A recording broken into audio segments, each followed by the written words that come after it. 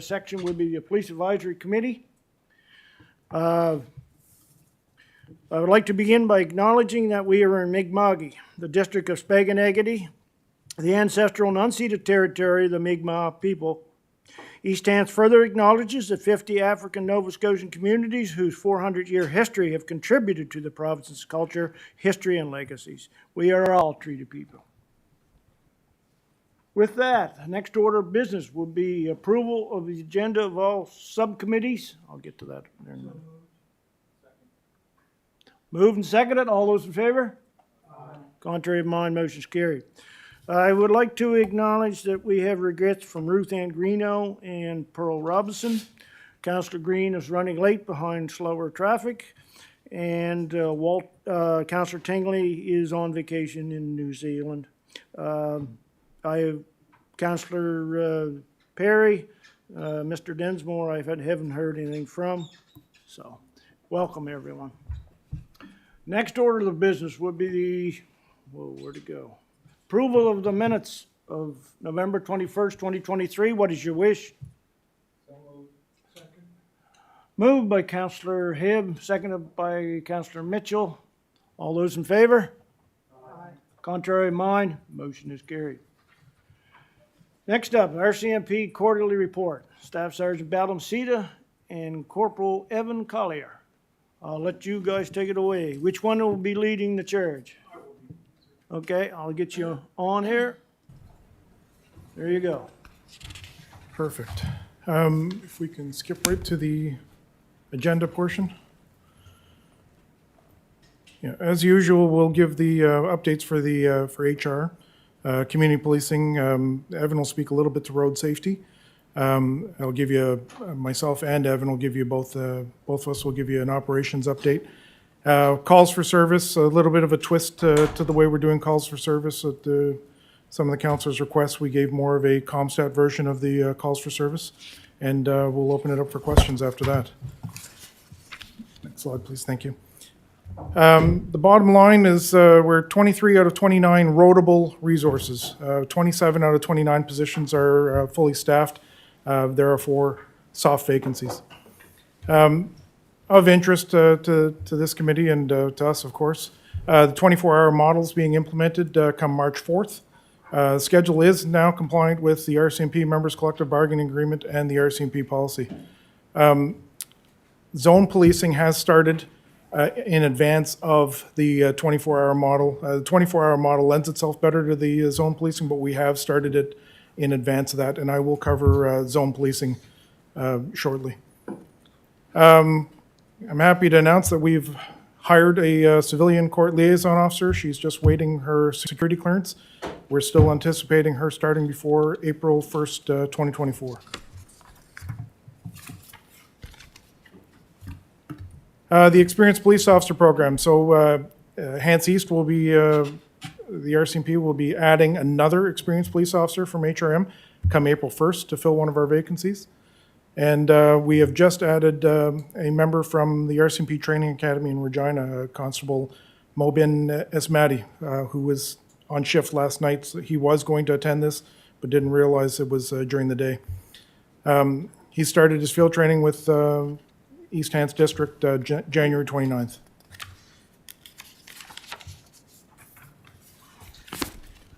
The community safety officer has been following up on repeated calls for service. This is a normal part of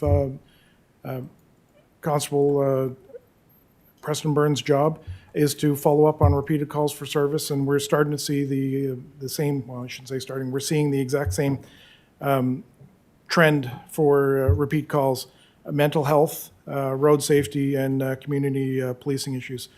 I'll bring up the mental health portion of it because it doesn't necessarily mean Involuntary Psychiatric Assessment Act, Treatment Act. It could very well be frequenters of police service because either EHS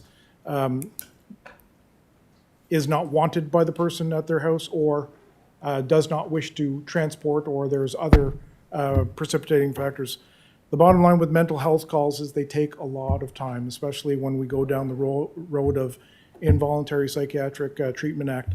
We could be talking up to about 18 hours for one of our members to be tied up on that call. So a shift being 12 hours, one whole shift, and half of somebody else's shift to watch that person at the hospital. We're not able to incarcerate that person in cells under the Involuntary Psychiatric Treatment Act. We have to bring them to the hospital to get seen, and we're still negotiating or talking with the hospitals about a faster process to get them seen by a doctor. Because one way or the other, if they're seen by the doctor, either we're taking them home or the hospital is going to admit them. But until that point, they are in the custody of the police, and we have to maintain their safety.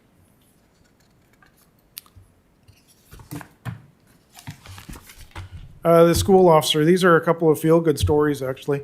The elementary and the middle school are all done their online safety courses now.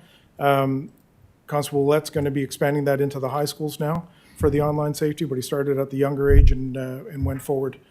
Constable Mike Wilcock, who's not one of the school resource officers, but he's started an initiative within our own office to raise money for Schools Plus program. Last month alone, he raised enough money to purchase in excess of 100 lunches for students who otherwise would have gone without. Along the same lines with helping out Schools Plus, Constable Ouellette has teamed up with the East Hants Tigers basketball and has raised some non-perishable food items. All right, here's the zone policing model. The zone policing model I was talking about. As far as geography goes, when you look at the map of East Hants, short of the roadways, the geography itself is not complicated, but what makes travel time really difficult is we don't drive helicopters, we drive cars that drive on roads. And sometimes to get to certain areas, we have to either cross through other areas, other police jurisdiction, or go the really roundabout route and staying within our own East Hants municipality. It creates a little bit of a challenge for policing. So we've come up with a zone policing model. Actually, I shouldn't say we came up with it. Zone policing's happened for a long time. And there's a few factors that we've considered in implementing it here. And one of it is the geography, traffic, and calls for service. The goal with zone policing is more visibility and reduced response time for calls for service.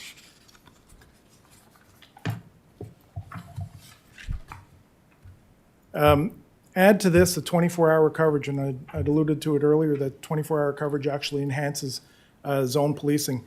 Now with the 24-hour coverage in each zone, you will actually have 24-hour coverage. So 24 hours a day, a police officer will be available to field calls for service in that zone. What's very important to recognize about the zone policing model is that the detachment buildings or police stations are support for the police officers working in that zone, not a base of operation. The base of operations is actually their police car. What I mean by support for the member, it's not like the police car can be everything to that member, but for the most part, they are to answer their calls in the car. When we add the court liaison officer and another admin position in our office, we'll be expecting our members to be on the road more often, less in the office, more on the road. So they'll be less dependent on being in a physical building. But we can't get rid of the use of a building.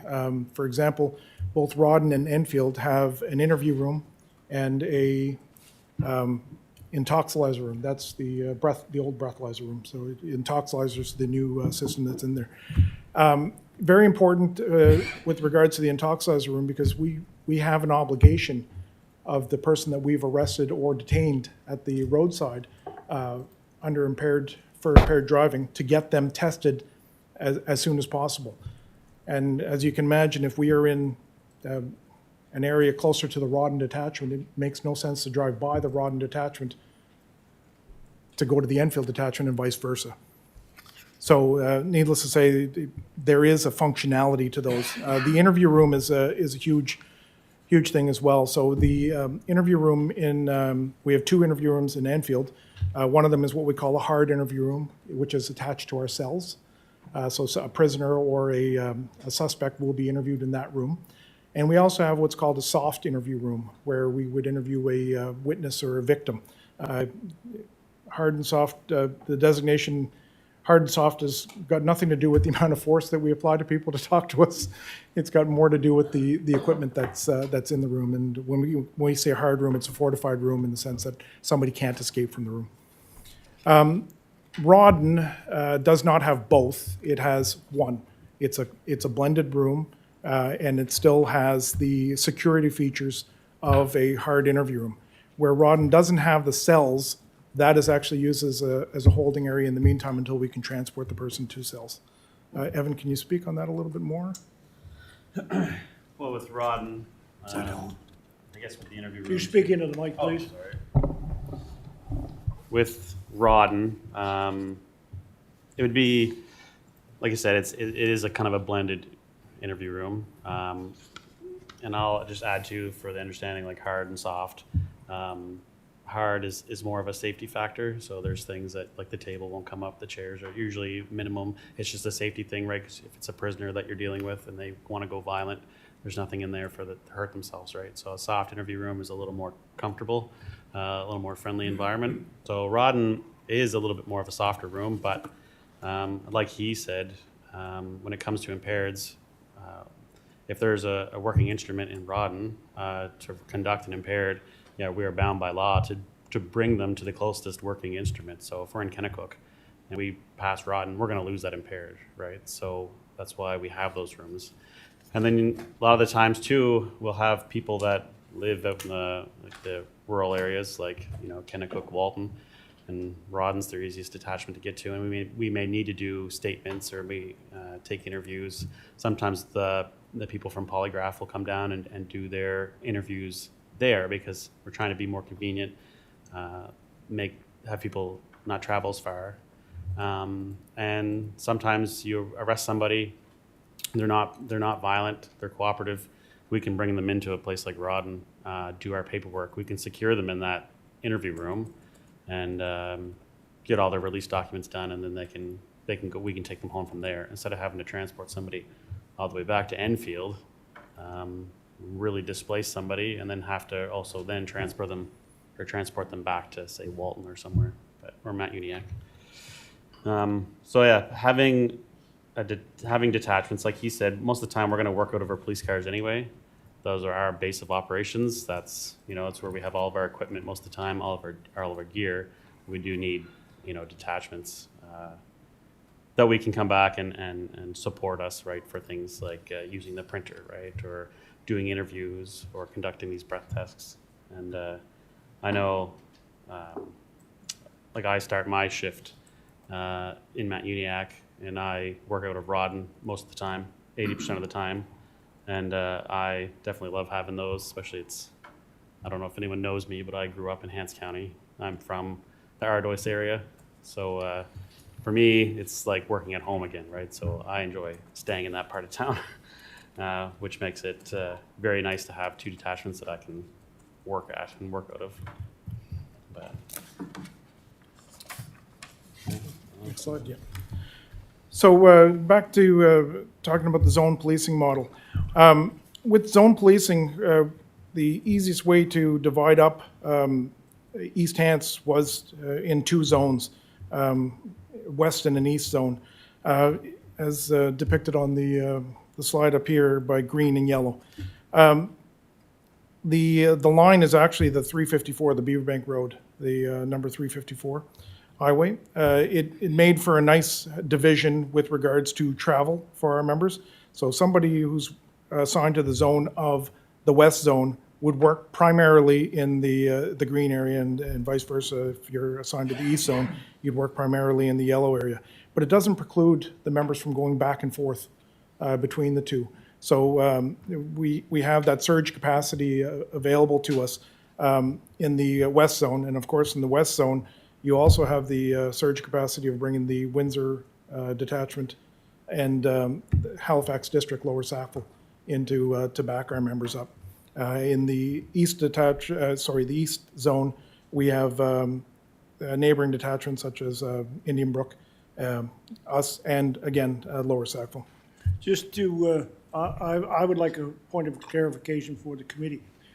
Is the 354 split on down the center line, or how is it split? Because in prior years, we had a split between two RCMP divisions, and one half the road was on one side and had to wait for Windsor, and the other side had to, so could you clarify that for Yep, the it's committee? very good question. So the zones, I guess the best way to look at it wouldn't be to look at it as a fully green and yellow zone.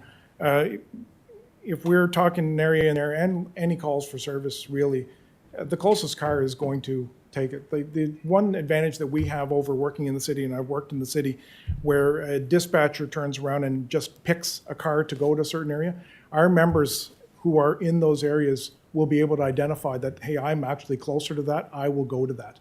So that could be a car from the west or the east zone attending either a west or an east call. It doesn't preclude, it doesn't preclude any of our members from not taking a call in that zone. It just means that we'll keep certain resources in certain zones to cut down on response time. Did Thank that you. answer your question, Mr. Chair? That gives more clarification to it. yes. Perfect. And the image to the right of that, the pie chart, shows the calls for service. And this wasn't delineating what types of calls for service. This was just literally taking every single call that we had from September to the end of December, adding them up and figuring out which zone they happened in based on this map. And that was roughly around 20% happened in the west, 80% happened in the east. Our resources are allocated as per that with the zone policing model. The warden has asked you a question on that Sure. one before. I'm going to allow it. Warden? I have lots of questions. Absolutely. On this particular thing, if we could go back to that pie chart. So did I understand correctly that you are telling me that the RCMP in East Hants on any given day will have allocated only 18% of its resources to the rural or the western side and the rest to the yellow side? Actually, it's more than 18%. We're talking about our GD on watch resources at 18%, which works out to roughly 20%, 1/5 of our resources. They actually get more than that 18% because our community constable, Preston Burns, now takes a seat. He's working out of the Rawdon office. So that, if we're going to use a base of operation, that is his base of operation, despite the fact base of operation is his car. He is responsible for all community policing throughout East Hants. However, when looking at the geography in the conversation with Preston, it made a lot of sense for our community member to be smack dab in the middle of the Well, zone. I'm sure I'll have further questions Oh, and okay. comments I when we wasn't get done, to but- that point okay. on the agenda. Okay. But I was one of the counselors who was here when the Rawdon Detachment Building was built, when the policing model changed and we brought the officers in from West Hants to East Hants. And while I understand your zone policing, I have some questions and concerns. Thank you. In addition to that, not only one of the GD resources, their supervisor is also bound to supervise them as well. So we have a float between the two. So you actually get more than 18% within that zone. I'm just talking about calls for service, and that's what we used to allocate resources. But I heard you say that's how your resources were allocated. Yep.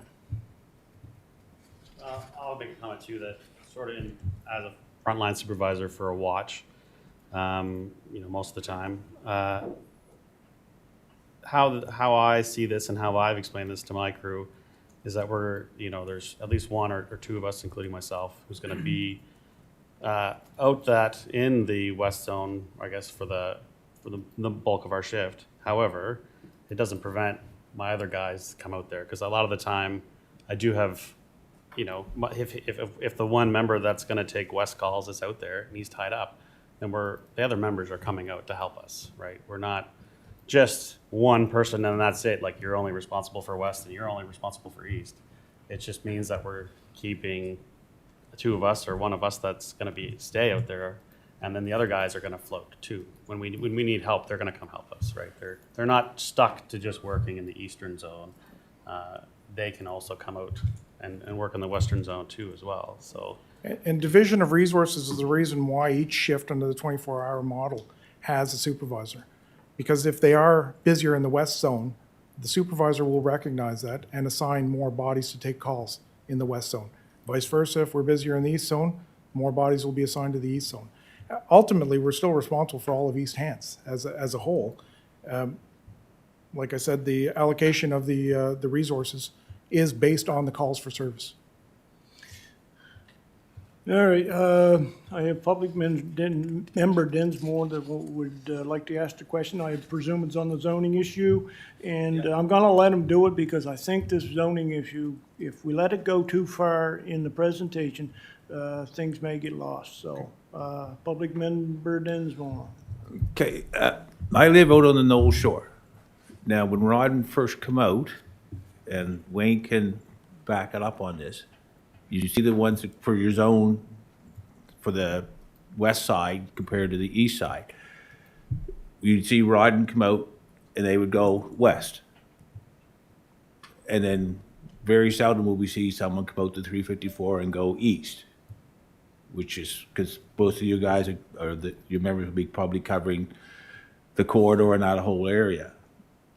Right? On our average response time for someone to come out onto the 215 was 45 minutes to an hour. Is setting this zone system up going to cut that down? Yes. Okay. That's all I needed to know, because they said that was sort of the same thing with Rodden. They come out and they would go west, and Enfield would come out and go east. So you know which unit was coming. Yeah, the nice thing about a zone system under an East Hants umbrella versus a two detachment umbrella is that line is actually in the sand for two detachments. One detachment won't go over that line unless it's a dire need for them to go over the line. We're all East Hants detachment district. So, like I said, whoever is closest will take that call. Good. And by zoning this way, we actually put a car closer to taking that call, in theory. I did zone policing, and that member was supposed to stay in that zone unless absolutely necessary to be yanked out of it. So that's what, if Yes. necessary, he's going to be able to go. Yes. Okay.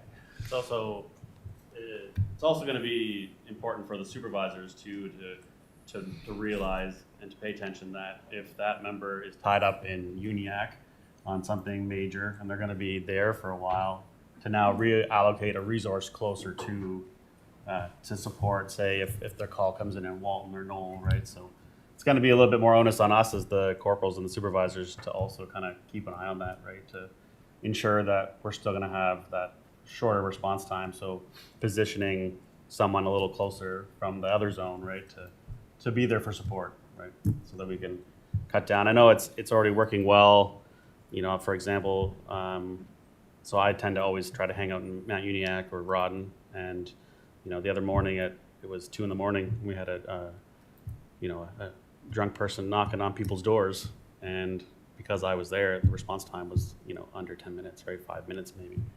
So I can already see, like, it's benefiting, right? So and I want it to continue to benefit, right? It's my community too, so. Member Dinsmore, did that answer your question? Yep. Thank you. Just for point of clarification.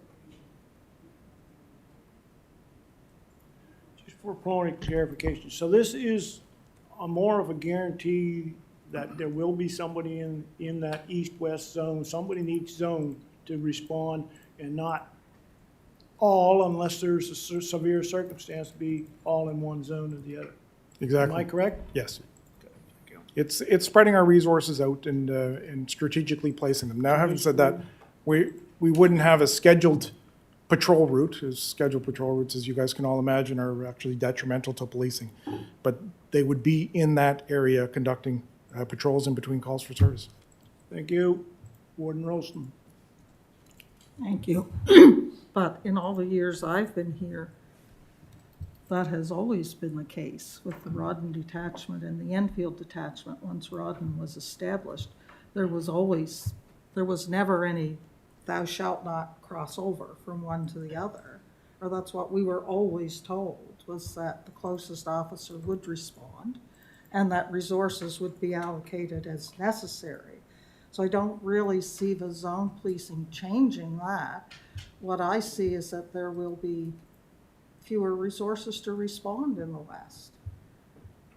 Historically, perhaps not recently. And once So again, that gathers in to the reason we put the Rawdon detachment where we put it and the use we anticipated it would have, and the concerns I'm getting from my residents that it was a waste of their taxpayer dollars. And I'm finding it increasingly difficult to explain to them, which I do try to do. I said, you don't want to see police cars there. You want these officers on the road, but it's getting worse. The complaints I'm getting and the comments I'm getting are getting worse. And we spent a lot of money to put that detachment there. And we, under the, I think I would almost say leadership of Councillor Rhino at the time, the meetings with Department of Justice to make them understand why it was necessary to have that presence in that area. And it concerns me that the people that are being served in their minds by that detachment are not feeling served. And I don't know what you do, but I have asked many times for an open house, I see things happen in Enfield, I see barbecues, but I don't see that ever happen in Rawdon, and I've asked. I don't see the police attending the Remembrance Day things.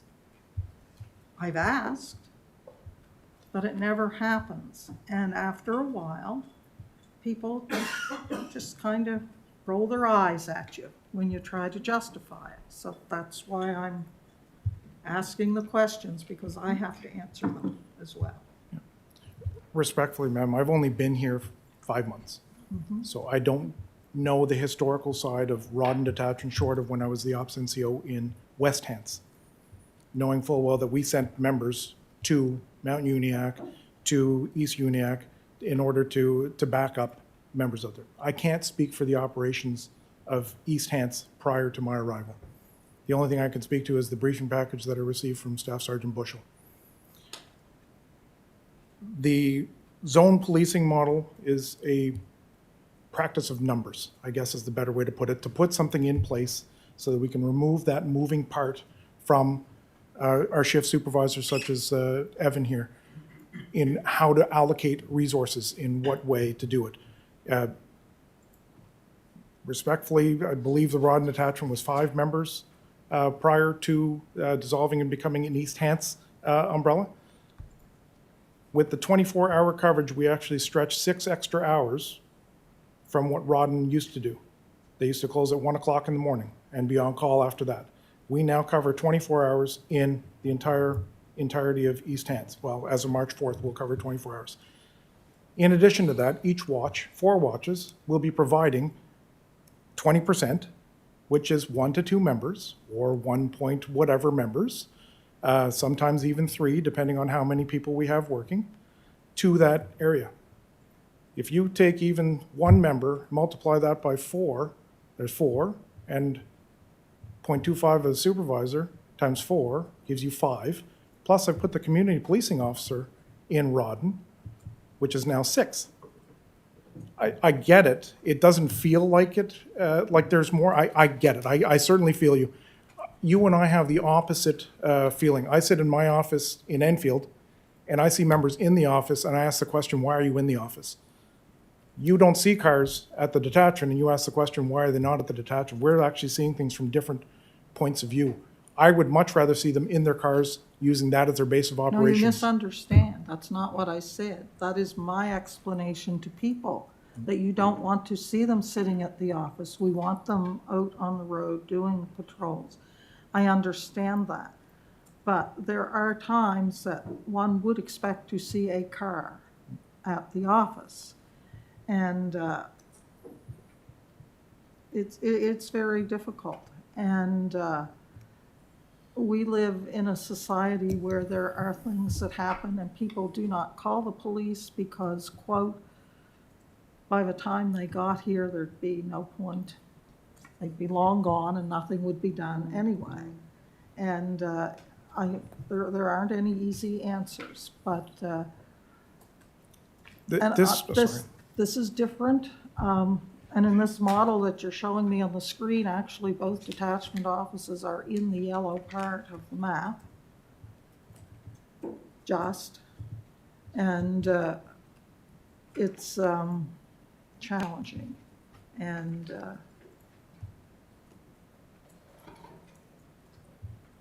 I don't know the answer, but I'll certainly be watching, and I'll certainly be advocating for what the residents in that green area need. Thank you. There you go, Warden Rolston. Carry on with your Okay. presentation there, sir. We can go on to the next slide.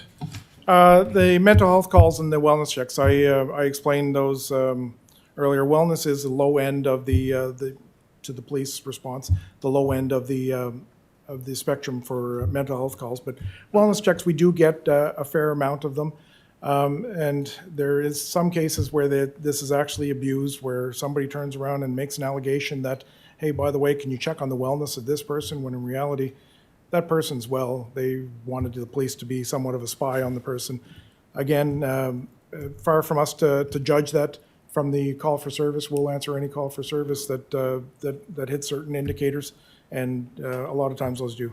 Again, with the mental health calls, they range all the way up to Involuntary Psychiatric Treatment Act. So our members are bracing themselves when they get a mental health call for the chance that, or the eventuality that they might end up spending up to 18 hours in the hospital to guard a prisoner. Motor vehicle collisions and crashes.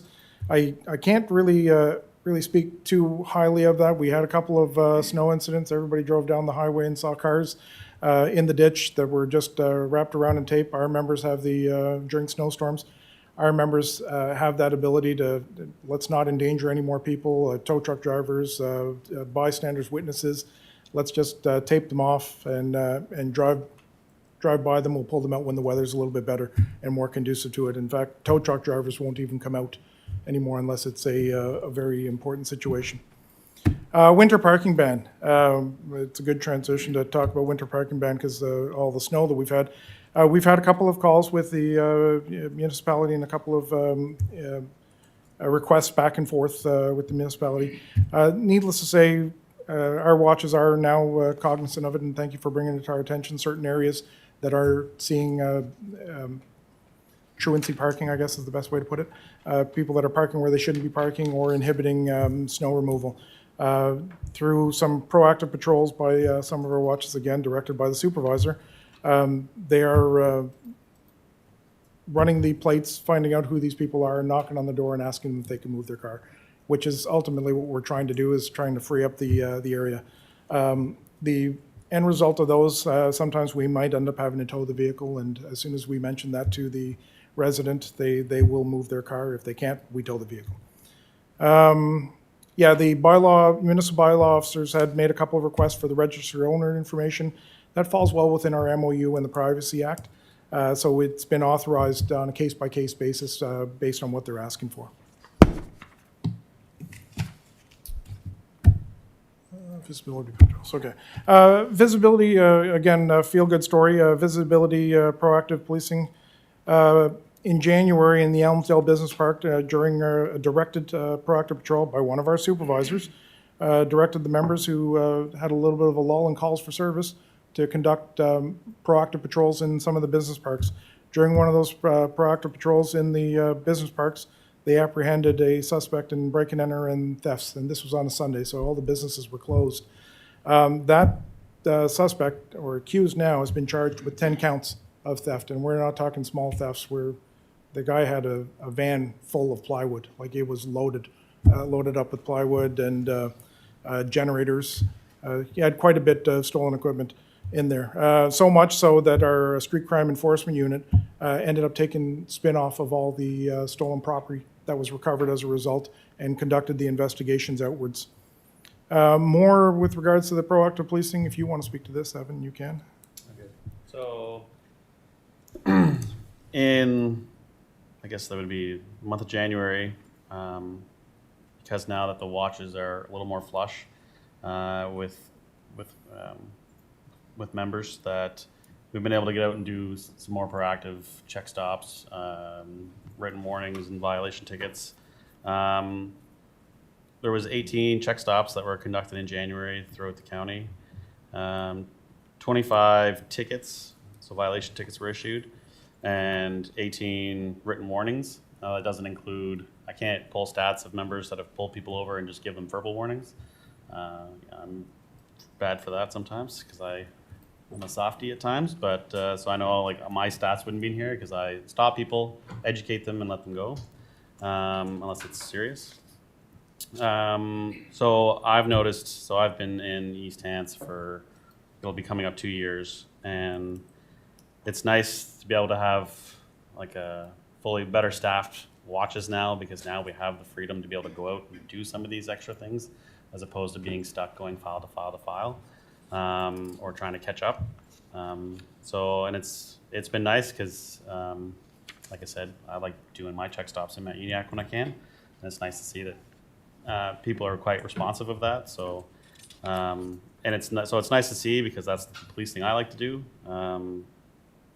So yeah, just we're out there being a little more proactive than we used to be, especially compared to last year. You know, and it's now that even we have a full complement of supervisors too.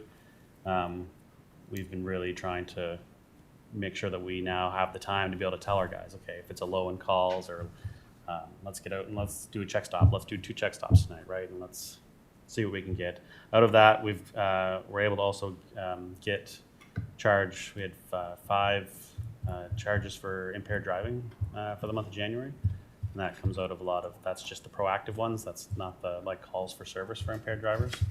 So 5 impaired drivers as a result of our proactive work. So I can see the benefit as it comes so far.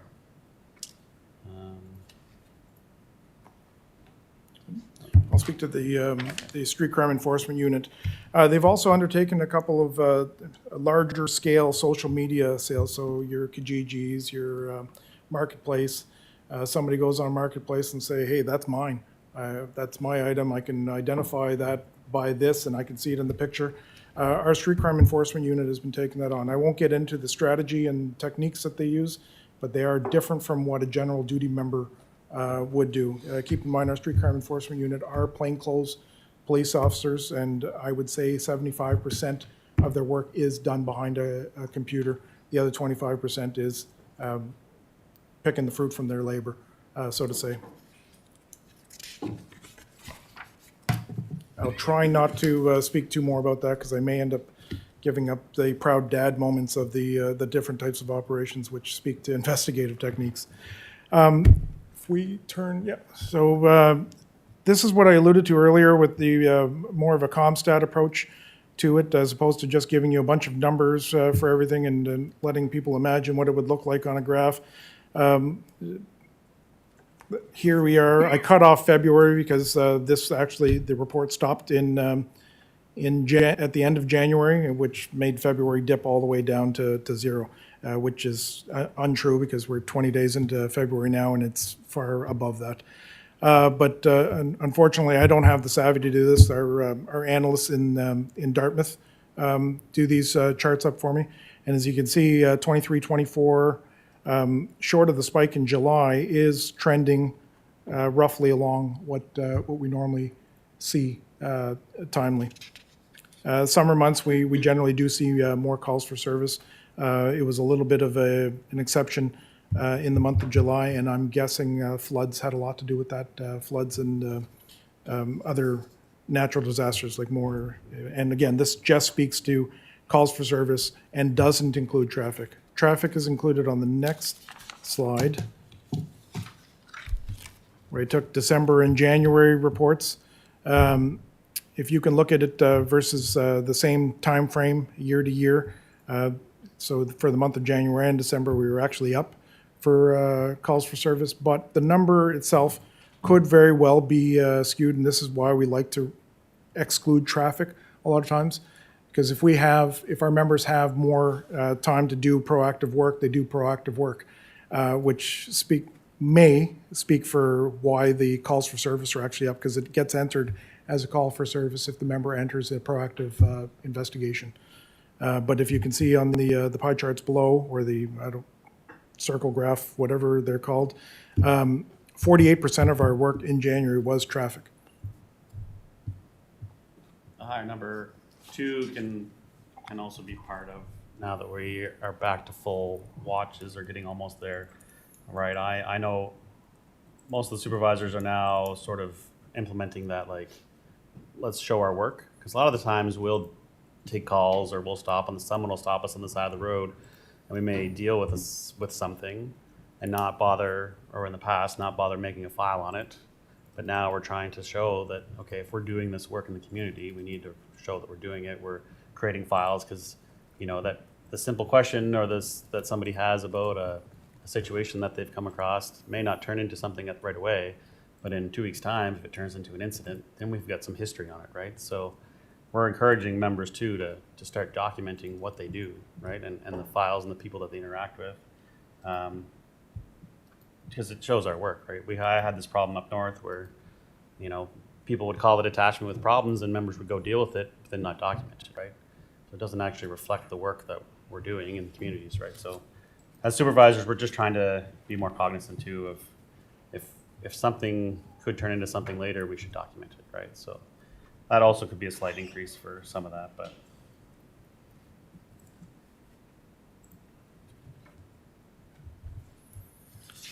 I'll leave it open to questions. All right, so that concludes the report. I'll open the floor for questions right now. First up would be Councillor Eli Musa. Thank you, Mr. Chair. Thank you for the presentation. UNIAC, we're having a lot of pressure from the business park. They want to meet with both of us about security issues. So with that 24-hour system we have now, so what changed for Mount UNIAC? Within the zone, the zone policing in the 24-hour model? Yes, I So- know we have an office in Mount UNIAC, but it's not being used, only for one day, I think. Yeah, And, it's manned 1 day a week. It's Yeah. used every day because we have members that actually pick up cars and equipment at Mount Uniacke, and they start their patrols in Mount Uniacke. So the 7 o'clock shift at the start of the shift, and when we go to 24 hours, 7 a.m. and 7 p.m., you'll have members picking up vehicles and equipment in Mount Uniacke. Again, doesn't preclude them from doing patrols elsewhere or along that stretch. In our shift reports, we actually have the different places that we would like to see patrolled if there's time. So if our members have extra time and they just happen to be in an area, they will pop through. Mount Uniacke Business Park is one of those extra patrol areas. In fact, Corporal Collier's report every week, 5 days a week, reads that there is extra patrols through those areas.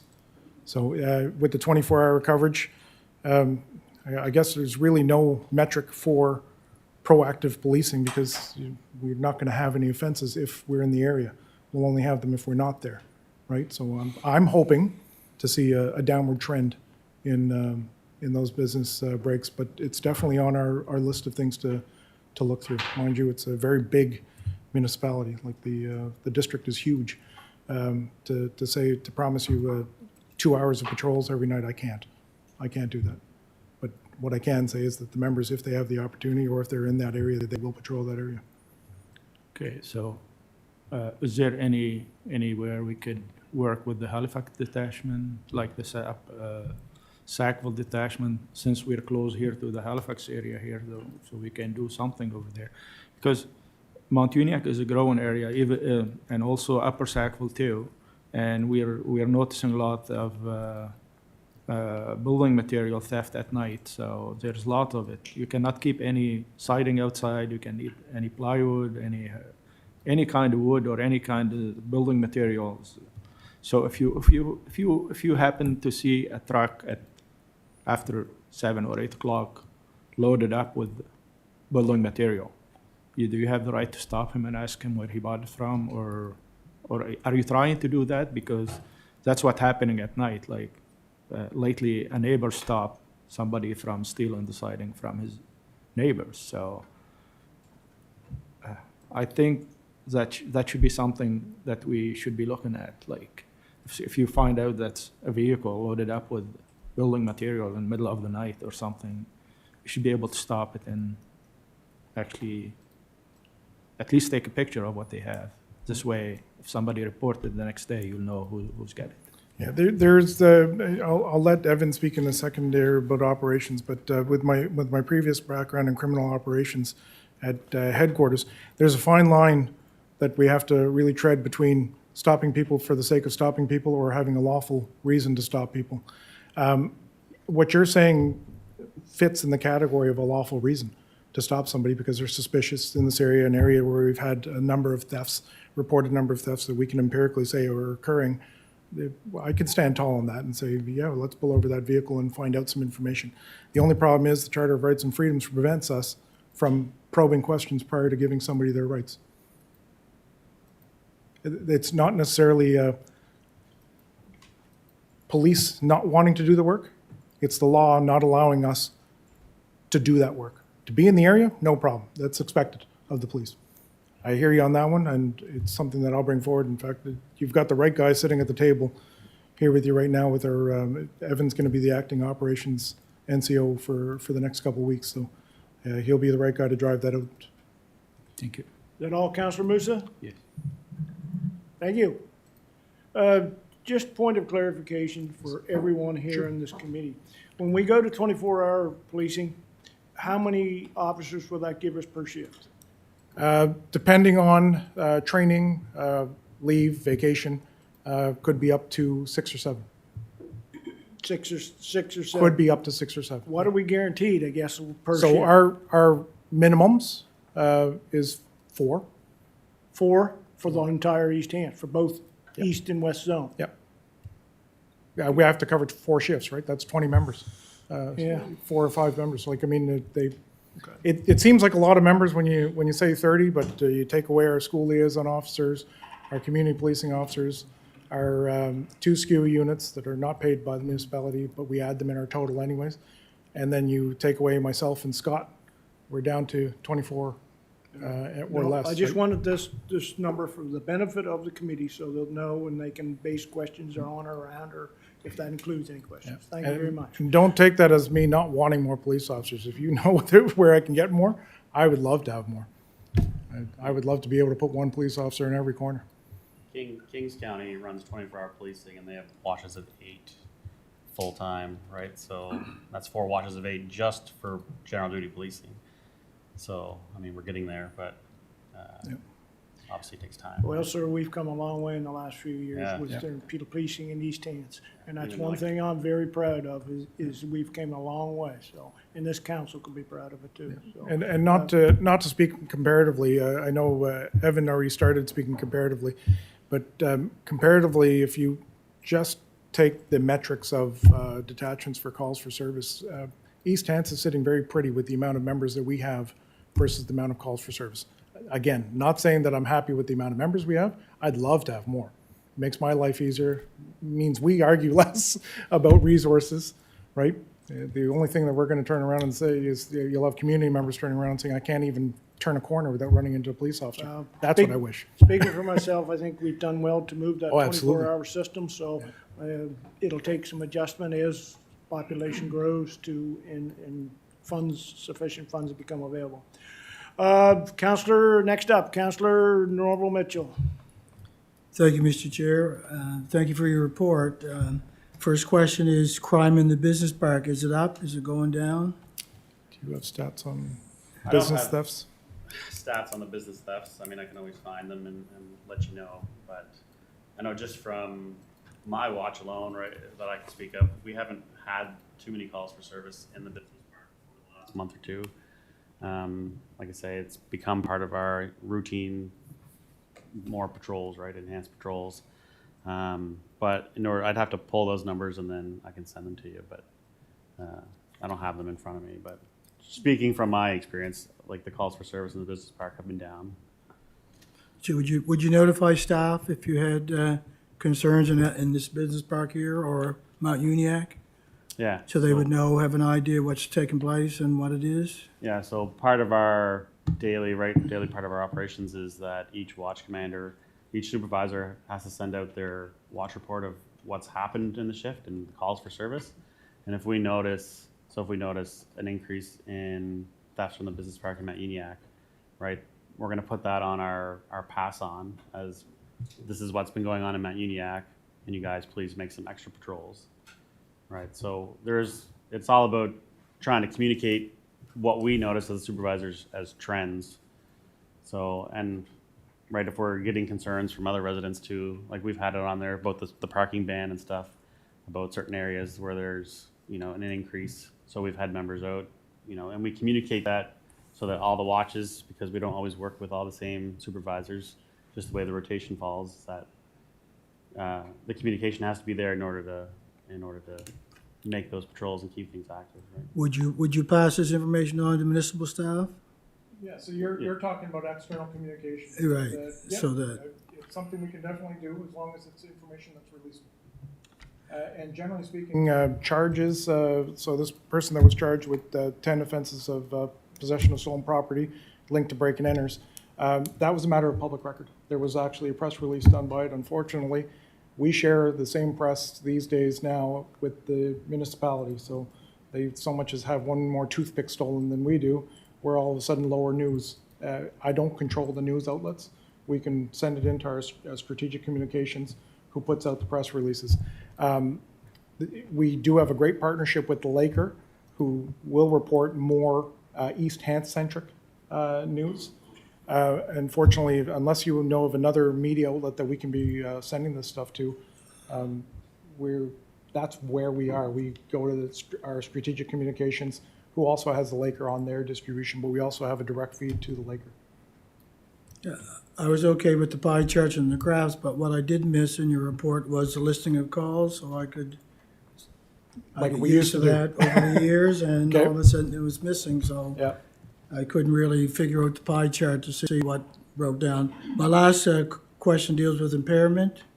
Are your officers trained to differentiate between impairment that maybe is impaired or a medical issue? If you can understand what I'm asking? Yes, yeah. So that is part of our training right from the get-go. So say someone's having, the biggest one is that we run into a lot is diabetics. They share a lot of the same symptoms that someone who's drinking and been impaired. So these are some of the questions that we're going to ask when we detain somebody. Do you have any medical conditions? Are you diabetic? If they respond with yes, well then we're going to have to get that checked out before we can proceed with an impaired investigation. And that's a standard training practice that we have. I know even for me, right, that's one of the questions I'm going to ask somebody before I even put them on a roadside. Do you have any medical concerns that I need to know about? And so everyone is trained to separate the difference. And the last one deals with human trafficking. You have numbers on that in this area, or? For the month of December and January, I can tell you I have not seen any. It doesn't mean that they're not there. I have not seen any. Okay. Thank you, Mr. Chair, that's all.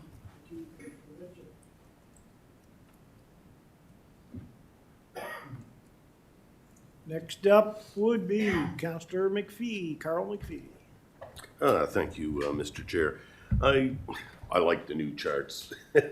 Find them easier to read and understand, so I commend you on the new formatting.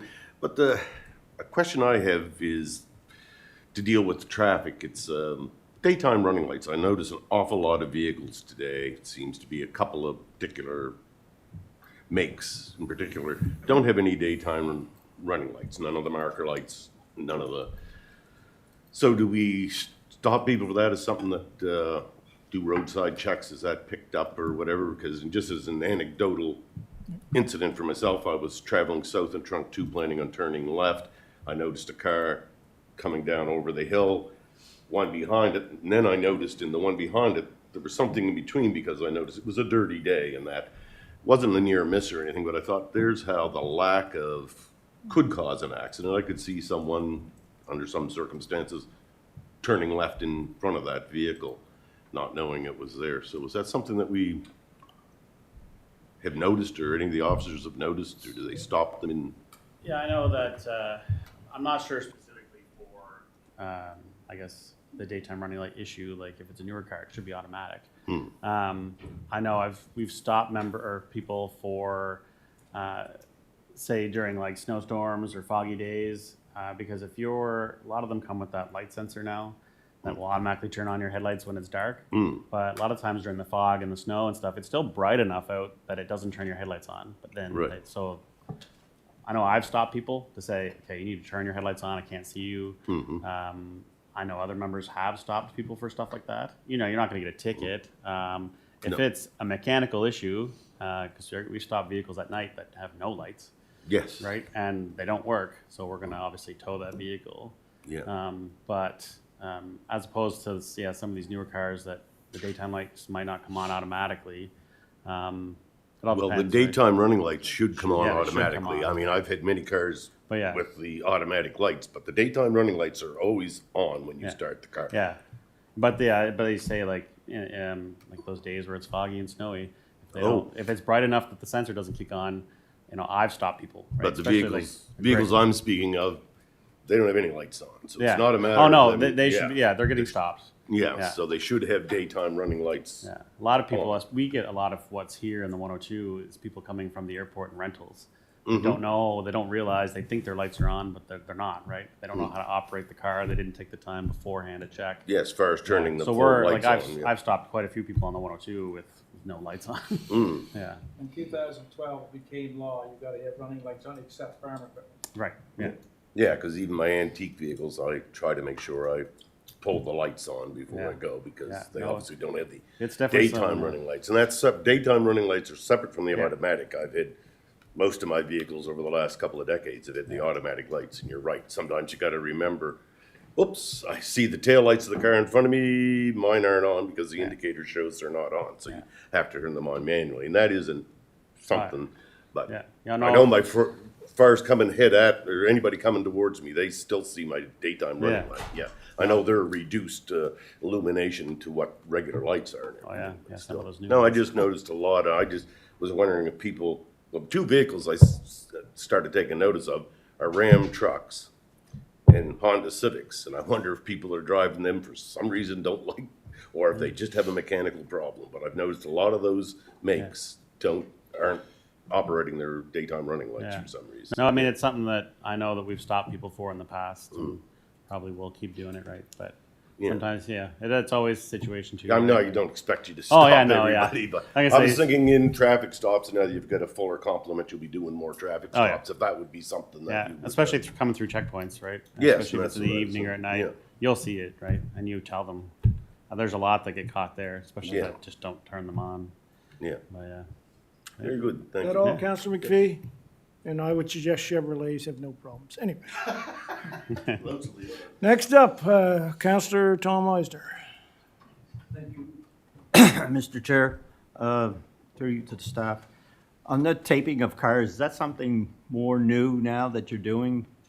Cars that are just sitting there distressed because of, on the highways? In situations where it's not safe for the tow truck driver and our member and somebody to sit by their car and wait for a tow truck driver or police, we will just tape them. And the reason for the rationale for the taping of the vehicles is we'll get multiple calls on cars in the ditch, like even ones that need help.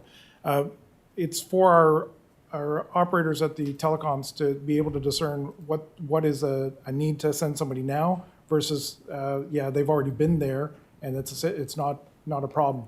So the taping of the cars, our dispatchers will normally ask the person, does it have tape around the car? If they answer yes, we're not sending a car out to it because we're not going to risk anybody's injury to it. If they say no, we're going to go and check it out and of course do the normal preservation of life bit, get the person out of harm's way and tape the car off and be on our way. as soon as the weather breaks, and it really sucks to be somebody stuck in the snow. We've had to deal with a couple of them. They get buried in snowbanks on top of that. It actually makes for a little bit of a harder one, but at least the tow truck driver is safe. We can give them their own lane to pull a vehicle out, and it's much safer. The reason we do that is for safety. So it's good practice then, big time. Okay, thank you very much. That it, Councillor Hauser? Yes. Councillor Michael Perry. Thank you, Mr. Chair. Through you to the RCMP today. Thank you for your presentation, and I look forward to seeing how the 24-hour model and the zone model works. I mean, it's something new we're moving towards, and that was a goal of council, is to change the way policing was being done. And so, you know, a year from now, I really look to see how if the matrices have changed and how things have gone, because that's really where we're going to tell the difference in how this is, and that's where you're going to know the difference about allocation of resources, whether it was enough or not enough. One of the things that's coming up is spring wouldn't know it by looking outside, but spring is certainly coming and will soon be on the way. And this applies to the whole municipality, but I can speak directly from Mount Uniacke. There's been a large off-road vehicle issue in urbanized areas to the point of harassing and the operators threatening neighbors. It's well known, I believe, in the detachment, and there's certain people that are well known to police that it seems to happen with them every year. I know a few years ago, there was proactive measures done by speaking to the parents, and well, now some of these minors are getting up in age as well. So I was just wondering if there's any plan to the school liaison, because one of the issues in Mount Uniacke is the high school where our kids go is not in East Hants. So our school liaison for East Hants does not talk to them. Right? There is no FaceTime with anybody over the age of 15. So the high school age kids, you know, I don't know what they're getting in West Hants, and I don't know if West Hants is, you know, some of the issues are a little bit different in West Hants than East Hants. So I don't know what can be done to mitigate that, but obviously just cooperation and talking. But there's definitely a gap there in the community policing model and the school policing model, where the children are being shipped out of the municipality for cost-saving measures, obviously. What can be done there to ensure that the message about safe operation, respect can be provided? Because we don't get a chance to talk to the school liaison people at Avenue. So great point with regards to the school liaison.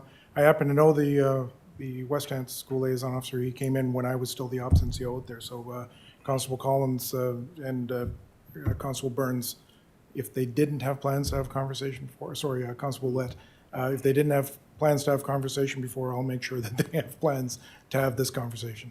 Yeah, because I've already been getting calls from residents on the Rockwell Drive area, Beamish Road area, back East Uniacke, you know, wondering if they're going to have, you know, the motocross circuit going up and down the roads. And the biggest concern for the residents of the Rockwell Drive and Morning Breeze area is excessive speed on these paved roads, and these kids don't have insurance. You know, people are just trying to back out of their driveways, and they don't know if they're going to hit a kid, if they're going to be at fault, what's going to happen. Like, nobody wants to see anybody have a loss of life or a major injury, and that's the biggest concern. And in some cases, it seems like the families of these individuals don't have that same concern for their own children. So I do know bikes were seized in the past.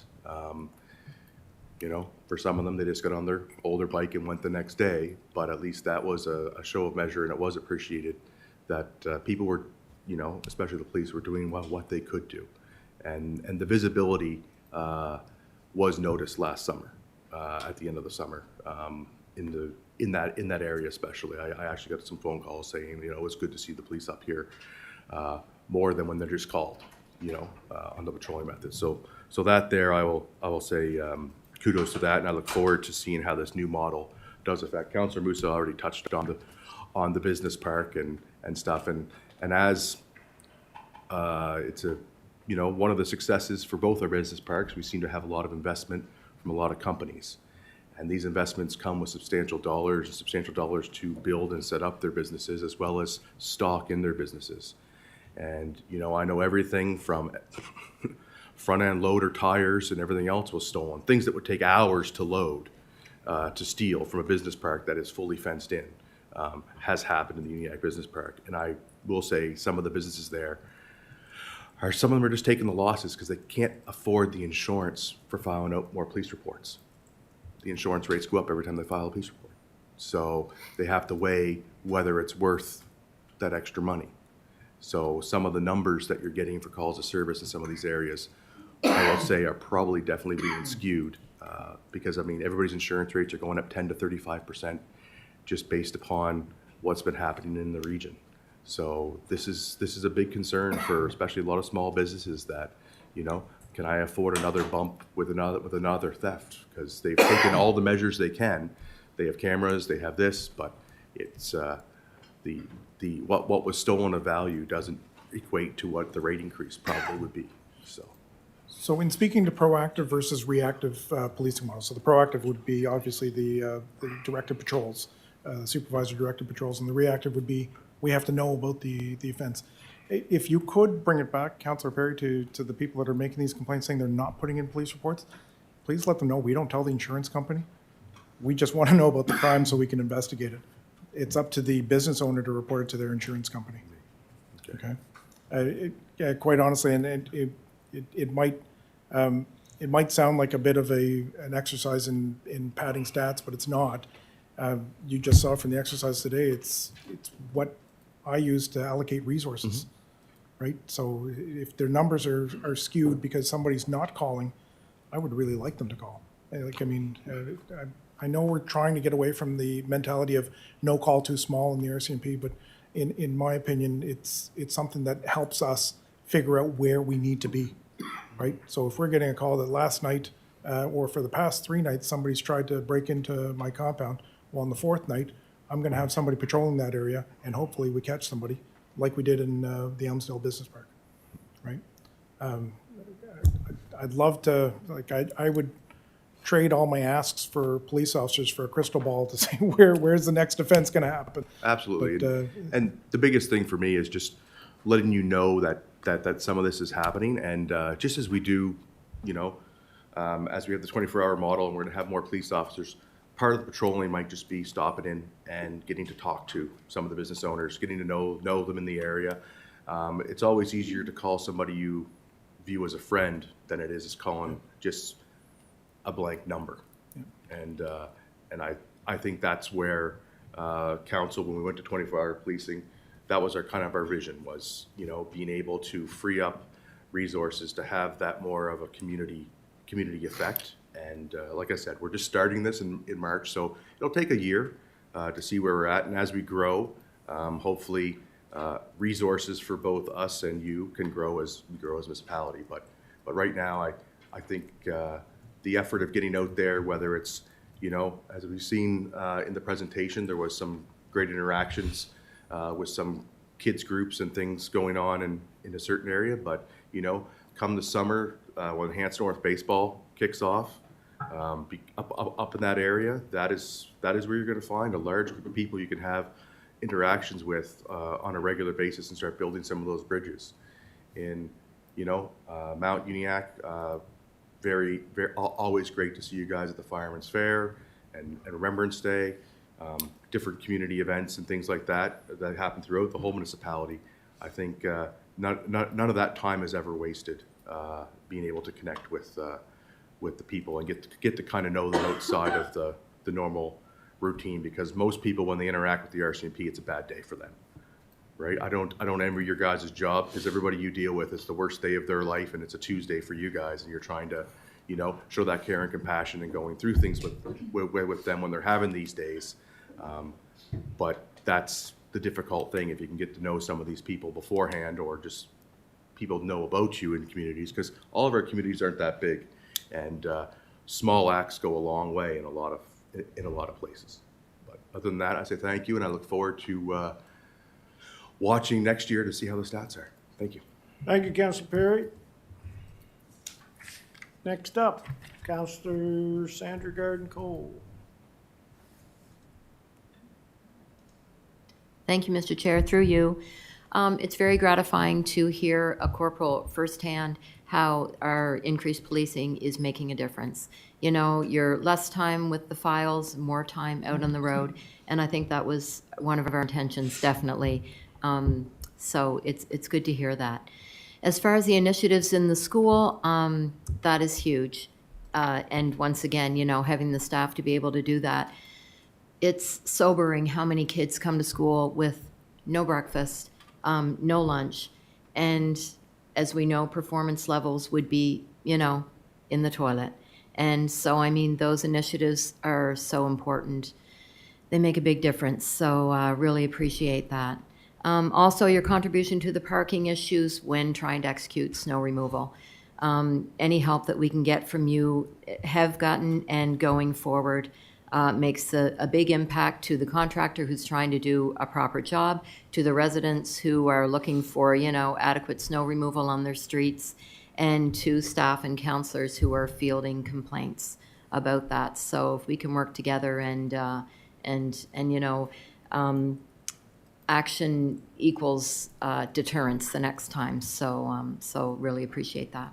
And that's it for me. Thanks. Thank you, Councillor. Next up, Warden Rolston. Thank you. Just a couple of questions, and I'm not gonna kick a dead horse to death or anything. I found it interesting when you said that we have officers who pick up their vehicles and whatnot at the Mount Uniacke office, because I had just assumed that officers drove their vehicles home at the end of their shift. Police cars? Yeah, that's incorrect. That's incorrect.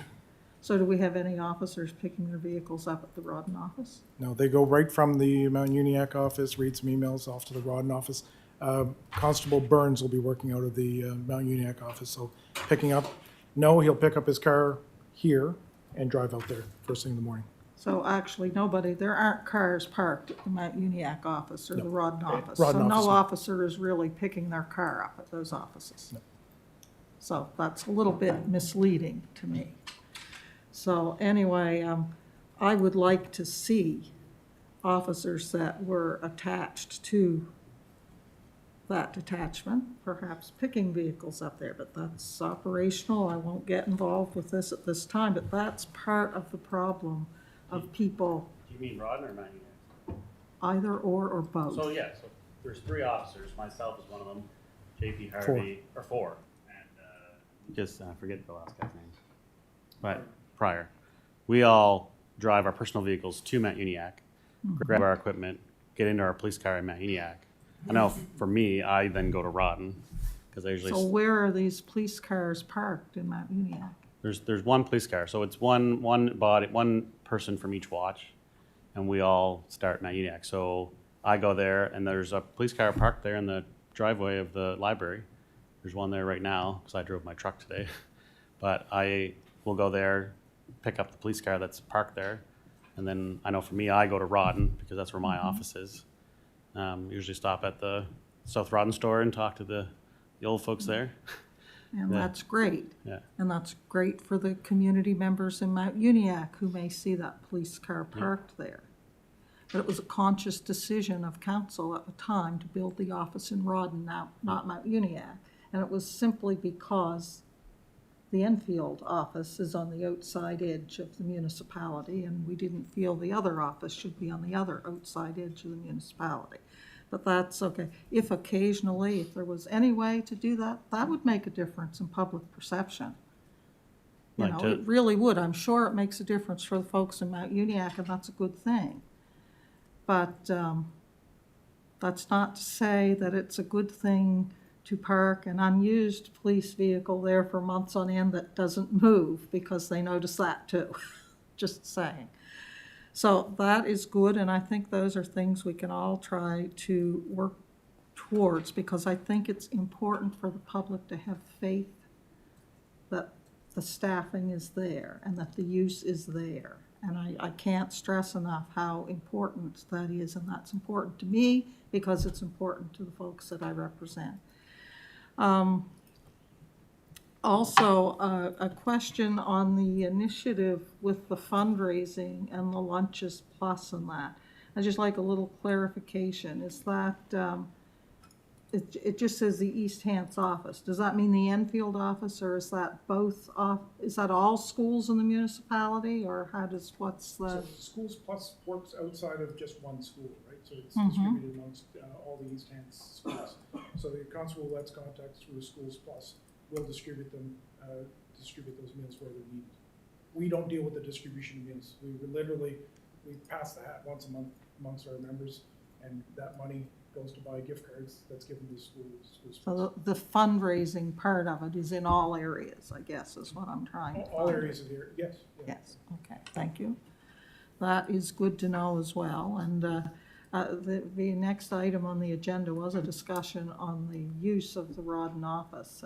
And I think I beat that horse enough for today, but it's important to the people that go to that. I guess I do have one. Is that office is still staffed Monday, Tuesday, Wednesday, and Friday? Monday, Tuesday, Wednesday, Friday, yes. Yes, and Mount Uniacke on Thursday. Because I've had an awful lot of questions lately about why it's closed on Monday. And I've said, to my knowledge, it's not closed on Monday.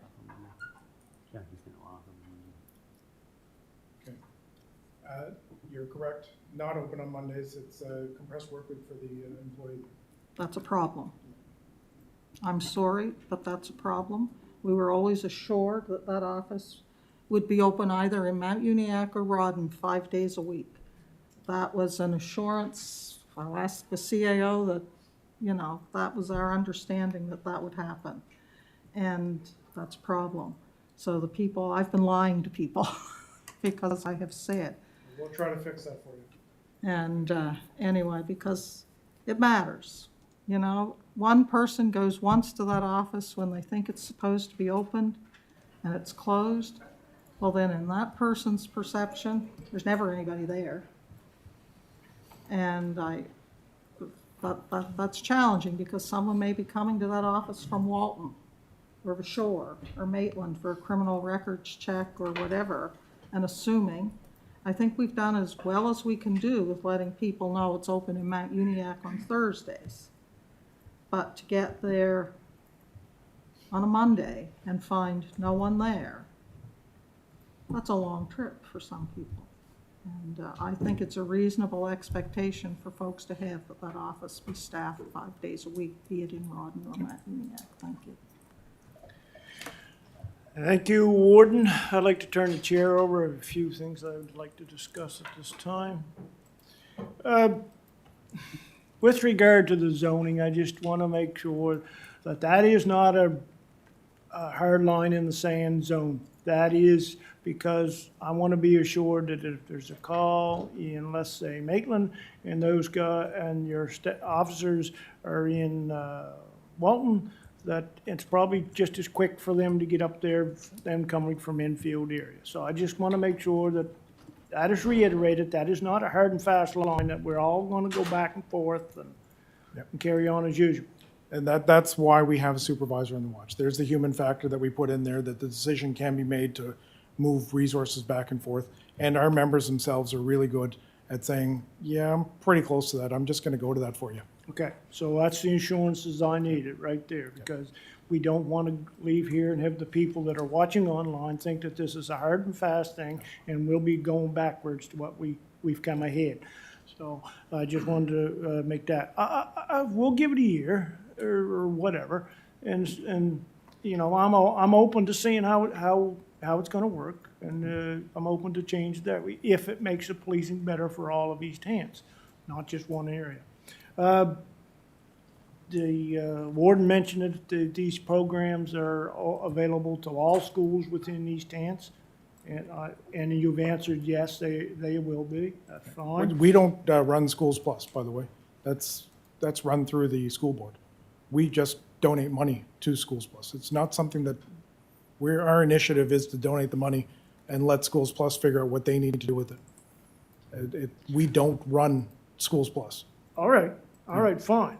But the perception out there, when somebody sees stuff, things like that, you're donating to one thing or the other, the perception of the residents in my area will say, how come we're not getting anything? And then we have to lead into more communication to let them know that that's not the case. So just be careful when this goes out there. The perception of the taxpayer is utmost to the councillors around here, right? Because it affects it. It affects us and how we do our business. Feel-good stories. Great, I love to hear them.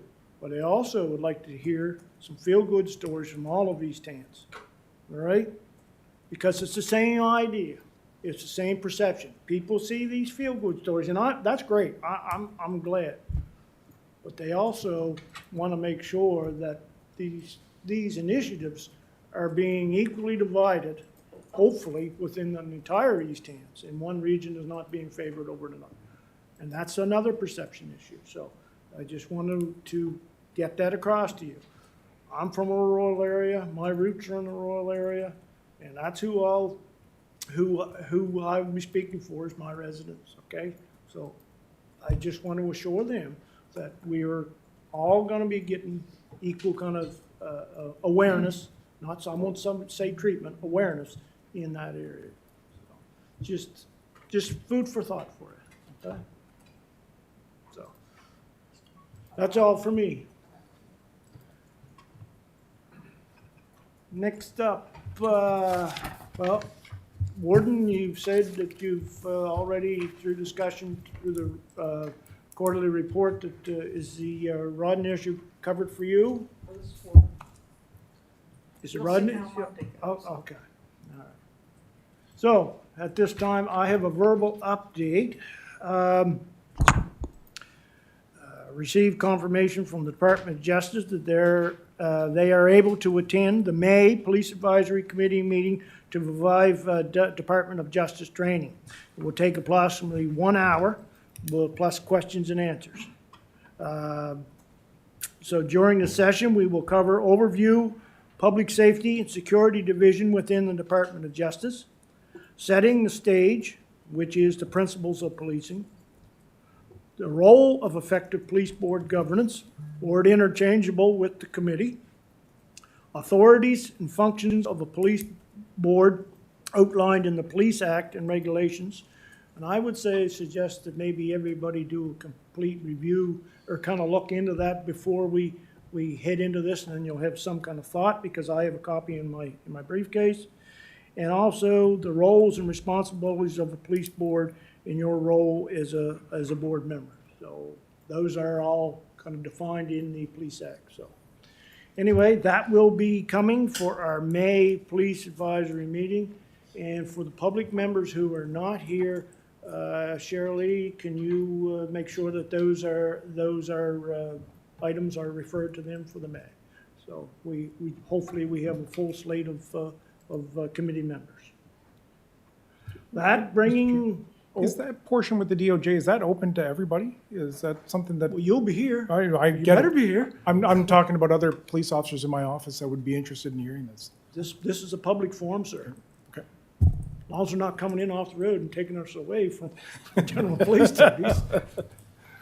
But yeah, no, this is a public forum, so each and every one, anybody is available to come to hear this, right? It's not, we will not, to my mind, will not be a closed session. This will be an open session. And that's all I have for this committee, unless somebody has anything further. Seeing none, I have a motion for adjournment. Moved by Deputy Warden Green, seconded by Councillor Hibb. And I would suggest that we take a 15-minute break to use the facilities. 10 to 15 minutes. Instead of 10:31. Yeah, instead of a 10:30. All right. All those in favor of adjournment to resume into executive? Motion's carried.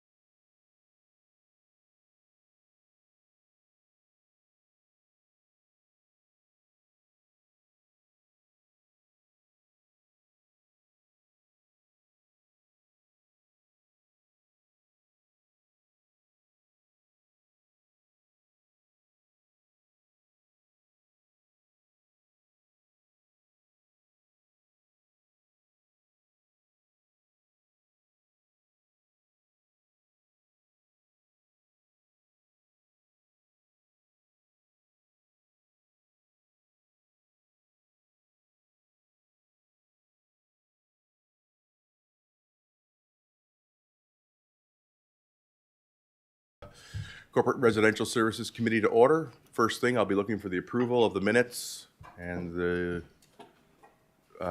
disappeared. Can I have the agenda?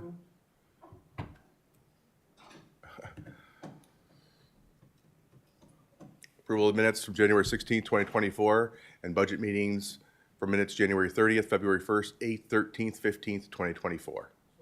Moved and seconded. All those in favor? Aye.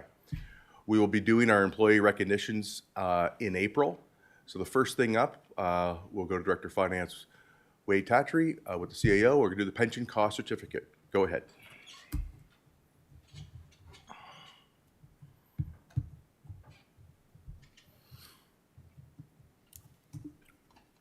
Presenter two. Thank you, Mr. Chair. So this issue is about the municipality's defined benefit pension plan. The benefit plan was actually had its last full actuarial valuation as of December 31st, 2022, and council received that report back in April of 2023. At that point in time, it had a funding valuation shortfall of about $1.69 million, which is about equal to about an 88% funding amount. As well, actuaries measure it on a different basis called the solvency method as well, and at that, using that methodology, it was around 82% funded. And because it was under this this valuation of requirement to be at 85% on a solvency basis at the time of a full actuarial valuation, it has to provide costing certificates on an annual basis each year after the full valuation. So that's why we're here today. Mr. Chair, our actuaries have prepared a costing certificate for us as of December 31st, 2023. This report is required by the province's pension regulator, and it is prepared by our actuary, Plenus. It does not, this report itself does not actually impact our funding requirements. It's simply an updated estimate or report of the plan's funded status for the pension regulator. And what in fact it is actually doing is it's taking the full actuarial evaluation that was done at December 31st, 2022. It's not then doing another full actuarial evaluation because that's quite involved. It's taking those numbers at December 31st, 2022, moving forward, updated what they do know, and updating some of the assumptions to December 31st, 2023, and coming up with valuations based on the going concern method, but also the solvency method is what they're doing. Now, in 2023, we actually had quite a good rate of return on our investment assets for the year. It was around just slightly over 9%, and when you take out the various expenses related to operating the pension plan, that was a net return of just right around 7.9%. So that's a pretty good return for a pension plan on a one-year basis. But we got to keep in mind that over the one-year period, the pension obligations themselves continue to grow in that one-year period, and the actuaries also update some of the assumptions that they use in preparing that estimate. And one of the most important factors and the assumptions that they make is interest rates. And they've updated the interest rate just ever so slightly from December 31st, 2022, from 6% down to 5.65%. And by lowering those interest rate assumptions, that actually increases the overall amount that they determine as a liability. So when we look at it at the end of December 31st, 2023, we are in a situation where the going concern or the funding methodology indicates that our pension plan is at has a shortfall, if you will, of just over $1.9 million, which is about 89% funded, and our solvency funding ratio has actually stayed pretty much the same, around 82%. So when you look at it from a percentage changes from year to year, really hasn't changed that much. Dollars have changed somewhat, but percentage-wise, both on the funding methodology or going concern methodology, and the solvency methodology, we're fairly static from December 31st to December 31st, 2023. So the reason we're here today is, as I mentioned, this report is required to be filed with the pension regulator, and the report that we have with this has a motion attached to it. If I can find it here. Oops. And this is pretty much a summary of a lot of what I just said. At the end of the day, the recommendation that the report is indicating is that committee recommends to council that council approve the filing of the December 31st, 2023 actuarial cost certificate attached to the February 20th, 2024 Executive Committee agenda. Those are my comments, Mr. Chair. Unless there's any questions, I may be able to try to answer. Thank you. Thank you so much. Looking for questions. First up, Councillor McPhee. Thank you, Mr. Chair. So were you saying that the pension fund right now is only funded 89%? The estimate at December 31st, 2023, as per our calculations by our apprentice, is indicating 89% on a going concern basis. Yes. So does this concern anybody? Because it seems like it should concern somebody that we're underfunded, and we either need to increase the employees and employer contributions, or... So if I may, Mr. Chair, so I hear you. I'm quite well acquainted with pension plan management, and this is not an uncommon aspect of pension plans, that you're not fully funded. It's actually, in my experience, often that most plans are not fully funded at any given date. It's actually, in my experience, it's been rare that they've been fully funded, the ones I've been involved with. Now, having said that, when the actuaries did the full actuarial evaluation on December 31st, 2022, the part of that is that we have to make extra contributions for 3 years. I forget the exact dollar amount, so like 188,000, 170,000, and forget what the third year number is. So those numbers help us move towards getting to that point. So that will help us over the longer term. And remember, a pension plan, a defined benefit pension plan, is a long-term plan. It's not 1 or 2 years. You're looking at decades, and the management of it is planning over decades. So it's not unusual to be under or not fully funded at any one point in time. And another factor, I should mention that when I say fully funded, pension legislation just recently in 2019 came up with some a new factor that had never been there before in Nova Scotia, which says you're not considered fully funded just because you're at 100% of your liabilities and your assets. Now we're saying individual plans have to have a certain amount over and above beyond that.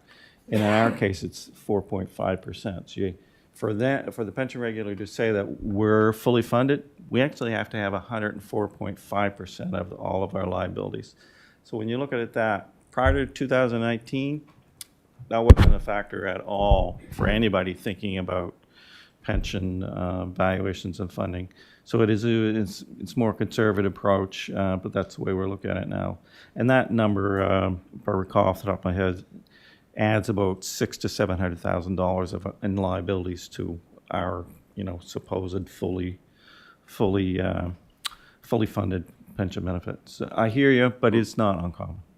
And there is a plan moving forward, and we actually do contribute more than what the actuaries say that we have to contribute as employer. The last one said 5.32, I believe it was, and we are actually contributing 10.5 as an employer, and the access is going to a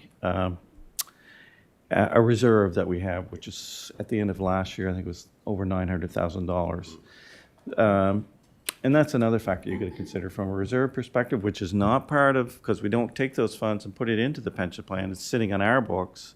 You can, in that way, you can almost say, well, you know, we actually have a lot more stashed away, but it's there for specific purposes too. Anyway, sorry, long story short. And I know at one time, all the provincial employees got a pension holiday because we were overfunded by federal regulation. Yeah. So I thought that was right around what you're saying now. They're saying has to be, what the province is saying, you need to have to be fully funded? It's not the same concept. The 4.5% is really kind of added protection the province, the regulator wants to see in all the defined benefit pension plans to add protection to the members of the pension plan, just because, you know, you're 100%, but, you know, that 100% is based on a whole whack of assumptions that could change tomorrow. So let's put some more, you know, let's go beyond 100%. Let's say 104. A pension holiday, yeah, and I know what you're talking about. I remember that back a long time ago, is something in a situation where you actually have far more assets than the liabilities in the plan, and so whoever the plan sponsor is might say, well, you know, we've got more than enough set aside. Let's give the employees, or maybe even an employer, a break for a little period of time. So it's a bit of a different story. But I don't think it's a choice. There comes a point where once you're overfunded by a certain amount, you have to stop taking in money. Yeah, I think you're right. I think it's around 120%, if I recall is it? correctly. Okay, Yeah. And are the pensioners, is the pension indexed CPI or? Is it- Let's see. No, I don't think our actual pension plan is indexed. No, it's not indexed. So once a person retires, it's static. It's a fixed dollar amount. Yeah. Okay, thank you. Thank you, Counselor. Next up to speak, Counselor Mitchell. Thank you, Mr. Chair. My question dealt with the indexing, whether it's a cost of living adjustment or indexing and based on CPI, and it's been answered. I'm just curious. A little strange, that's all. Okay. Seeing nobody left to speak, there's a recommended motion on the screen. What's the will of committee? Counselor Musa. I would like to move the recommended motion. Moved and seconded. Is there any further discussion? Question's been called. We'll go to the vote.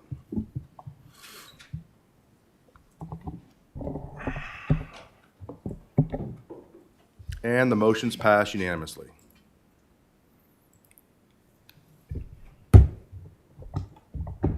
Next item on the agenda, once it goes back up on my screen, will be Community Partnership Fund. And Joe Swinemer will be giving that to us for the next two.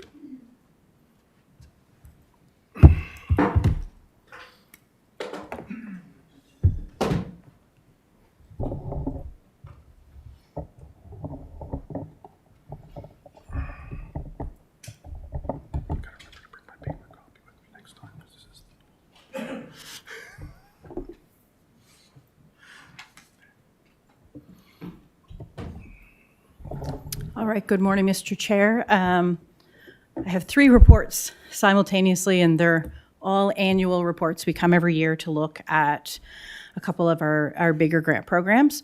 So the Community Partnership Fund, these are our larger operating grants, and you'll see the amounts there are substantial. Most of these organizations would have paid staff, part-time or full-time. They're a little bit different than some of the smaller grants that we offer. This year, nothing is changing from last year, with the exception of Hant Senior Safety has been removed from this program. They didn't apply for their release last year, so even though we budgeted for Hant Senior Safety to receive funds last year, they didn't, and that leaves us with basically status quo from what we were used to. The only change is the Historical Society gets us brief bump every year based on their annual rent increases for their Park Road facility. So I think the recommended motion is just the total funding for this grant. These organizations would receive notice in April that their funding had gone through at whatever value council approves. Then they will produce annual documents every year. They come to me anytime between April and November with their annual reports, budgets, financial statements, and general services. And grant review committee goes through those, make sure if there's any concerns we follow up with the group. These are organizations where I attend most of their AGMs. I'm in contact with either a staff person or a board member regularly. So I have very good knowledge and workings with these particular groups. There's nothing of concern at this time, and I don't think we need to go through each organization. If anyone has questions, I think that would be an easy way to do this report this year. Again, the only change from last year would be removal of Hant Senior Safety and the small rent increase for Park Road, which would be, I think, about $300 for the Historical Society.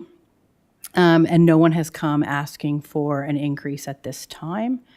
And the standard strategic alignment is there. These groups do an awful lot for our communities, and we're really we're grateful to have them. This is where council's contributions to these organizations have a really big impact on the community in ways that maybe the municipality couldn't or would have to if they weren't operating. So I'll put the recommended motion up, and if anyone has questions about the organizations themselves, I'm happy to answer them.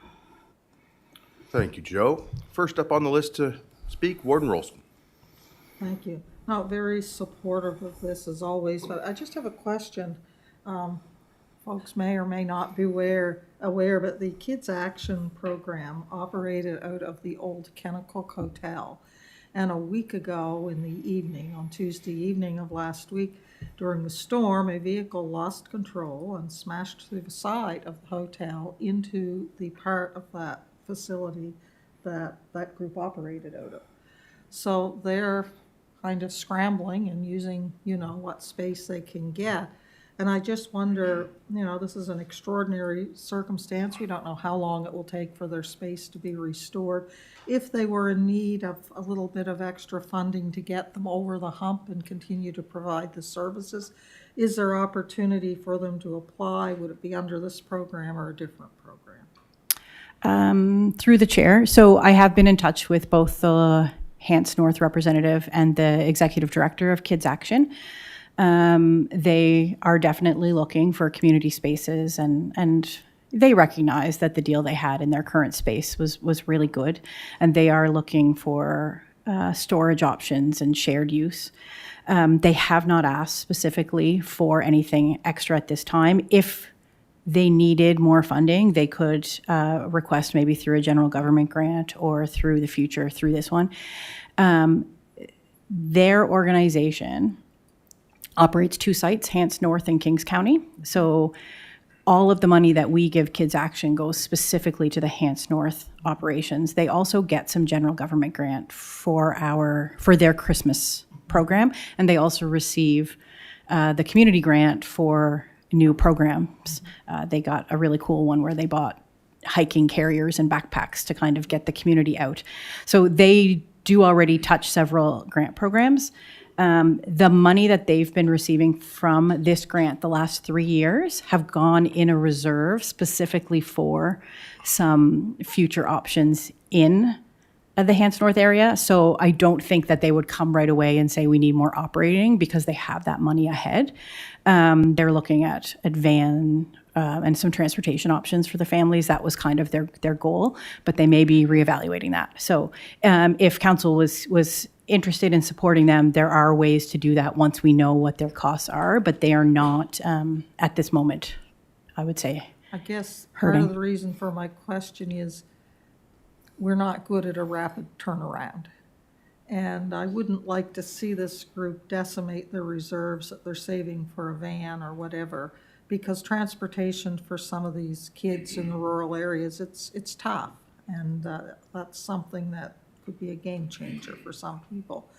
And I guess, I don't know, what their plans or what they have. I know they're using the fire hall for a few things currently, but I guess I just wonder if there was, if there's funding somewhere.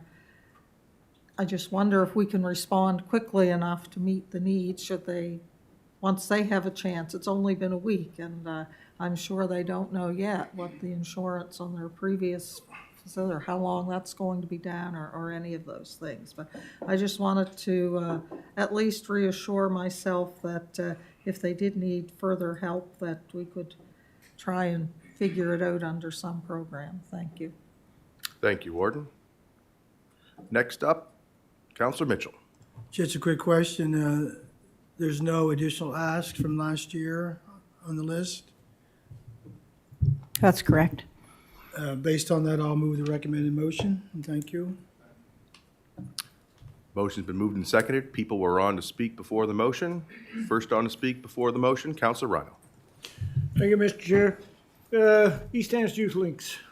I can remember when they first made their presentation to council, and one of their major mandates, their majority of their major mandates, as I remember, was to help seniors out, mowing lawn, shoveling, whatever, and things like that.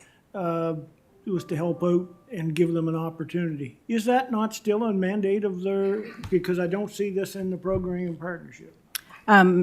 Through the chair, that's actually Enfield Earth Keepers. That, Okay, no, yeah, okay. and they're not part of this program. All right, sorry, that's my mistake. Thank you. Thank you, Counselor. Counselor Green.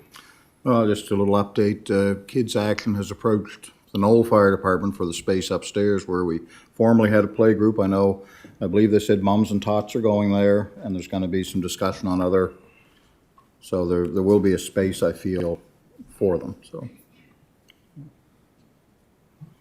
Is that all, Counselor Green? Yeah, that's it. Warden Rolston. That's great news. So now I'm going to ask if it's needed, will there be funding available to make that space more accessible in the Knoll Fire Hall for them? I'm just saying, accessibility is the thing now. So whatever we need to do to enable this group to continue their good work, I'm supportive of them. And be it an elevator, a chairlift, or whatever it might be in that facility, because I know there have been children in the past with mobility issues. So do we have programs that would assist with that? Through the chair, district recreation funds are things that groups can use to improve access. And the provincial accessibility fund is also used for those programs. I think if it's a long-term fix, then Kids Action will definitely be looking at solutions. Seeing nobody left with any more questions? Question's been called. We'll go to the vote. And the motion is passed unanimously. Continue on with general government grants. All right, so our second report, Mr. Chair, is the general government grant. As you know, this is our smaller grant program in the same cost center. We run 3 grants out of the general government grant cost center, including community partnership with, we just discussed, the general government grant program and also the not-for-profit insurance grant. There's no staff report on the insurance grant this year, as we were here at the end of last calendar year discussing that grant program, and there is a budget line of $25,000 for that insurance grant to continue in the next fiscal. So the general government grant program, again, a lot of groups apply annually. We let them know that a budgeted amount has gone forward, and then those dollar values go out through the year as groups request them or need them. And the only change to this year's budget over last is the contingency. So the last few years, we've had a miscellaneous line of $2,000. And we're finding that those small last minute asks, the donation and sponsorship requests from 4-H, from the Safe Grad groups to use the pool facility, et cetera, those things have been kind of tipping into reserves the last couple of years. The Remembering Canadian Hero group didn't access their money the last 2 years, and that almost became a miscellaneous for us, which helped kind of cover those costs of council's grant requests that they get throughout the year. So staff grant review committee looked at this, and we really thought an increase of just 2,000 would really cushion those last minute requests for the smaller grants. But everything else, again, like my last report, is really the same from the year before.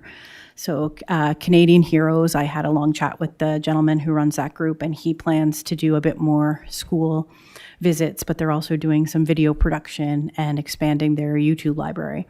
And we've connected them with the East Hants Historical Society, and they're doing work in partnership there. The Hants County Exhibition has always been part of this grant program. The bursaries are for high school students. And the Christmas programs and food banks in November of each year. Council gives a $1,000 donation to 7 different organizations. Those are the local food banks, along with the Hants County Christmas Angels and Kids Action, Wish Givers in Mount Uniacke, et cetera.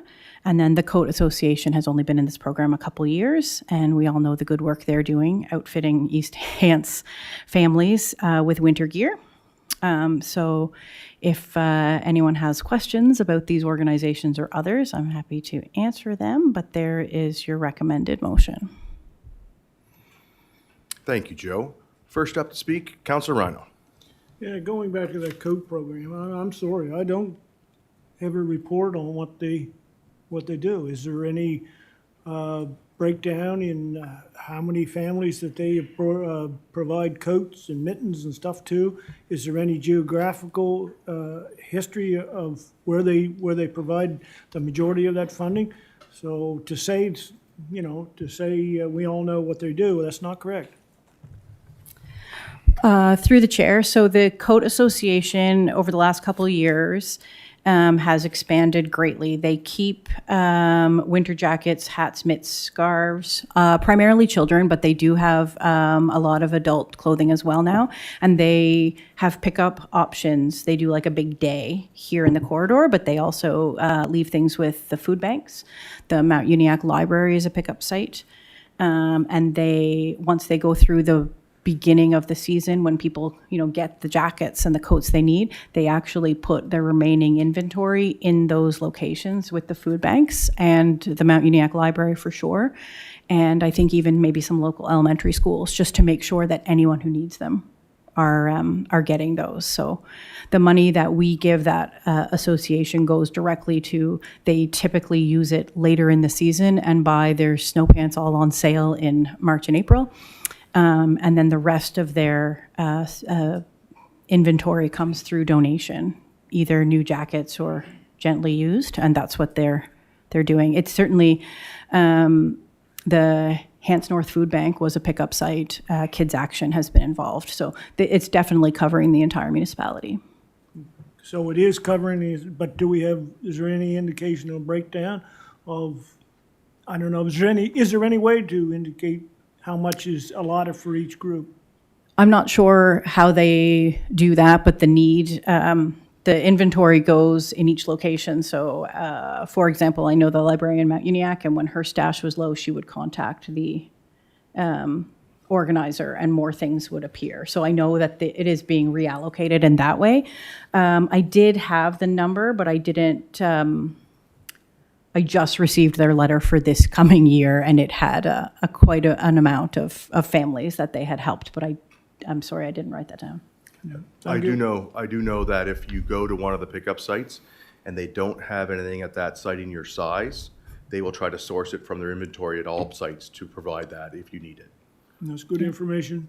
Yeah, and one further thing on it, I know the municipality has partnered with them as well. We had a drop-off site here at the LEMC, but also in the fall when we do the solid waste, hazardous household waste, they had a pickup site and a drop box there, and the volunteers were at the site both here and in Mount Uniacke. advocating for their program. Thank you. This year, they were able to help over 475 families. Thank you. Thank you, Counselor. Next up to speak, Counselor Eisner.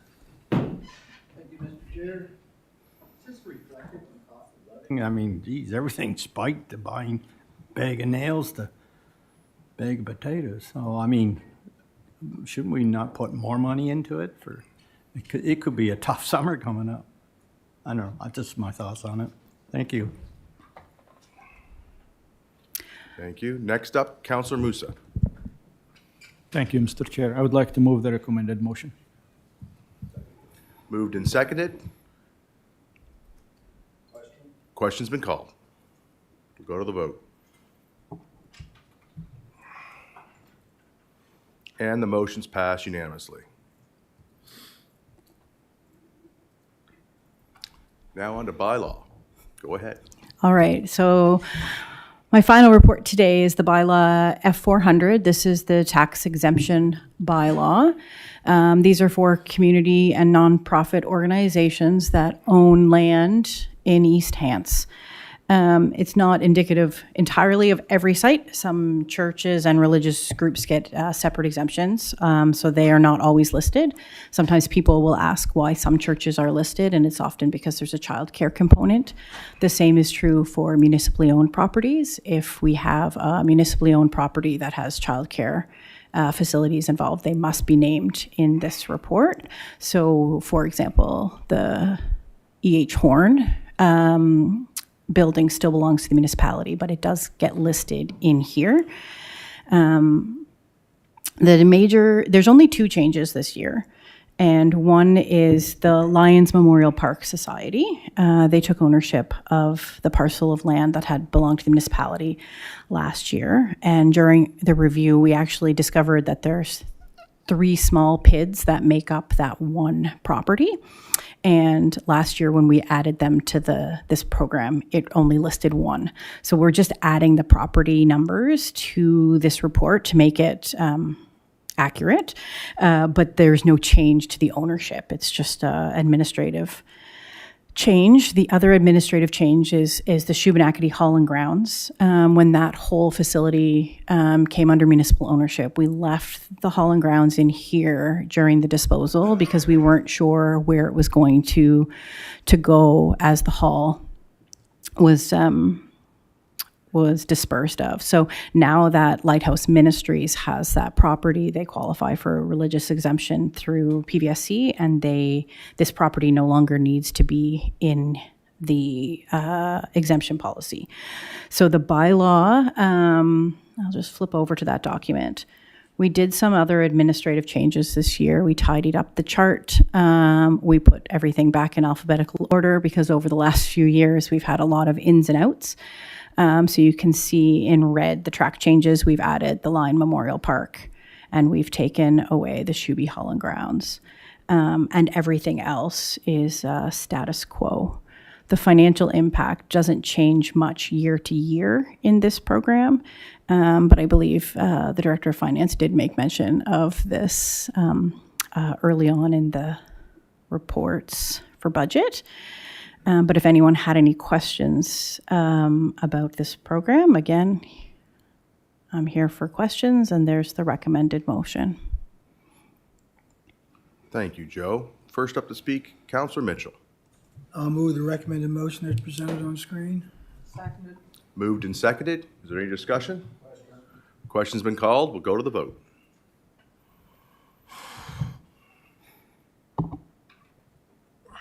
And the motion passed unanimously. Thank you for your presentations, Joe.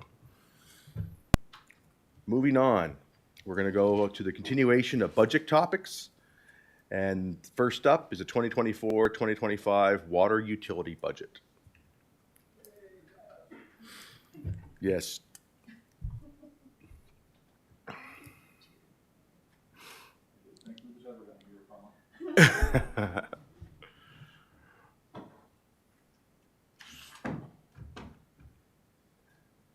Let you guys get settled and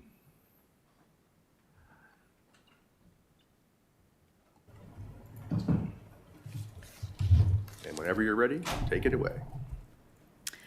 Okay, so through the chair, I would like to present the three-year water utility budget, 24-25 to 26-27 for East Hants.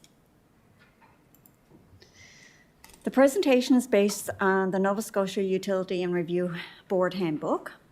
So the columns from left to right are the budget for 23-24, projections for 23-24, and the budget for 24-25, 25-26, and 26-27. The rows represent the operating revenue, operating expenditures, and the difference between the two is the net operating revenue or expenditure. If you look at the numbers across the page, you will notice that there is a net operating revenue in 23-24, but now we're projecting a net expenditure, and this is primarily from less metered revenue of $53,800. Then if you look at 24-25, the net expenditure of $134,000, primarily from there's a net expenditure of $134,000, and this is primarily from the $150,000 Grand Lake Water Withdrawal Assessment being carried forward to 24-25 from 23-24 because it did not get done. Since we're thinking that it'll be completed in 24-25, you'll notice that if you continue across the road, you'll see the next 2 years having a net operating revenue of $125 and $107.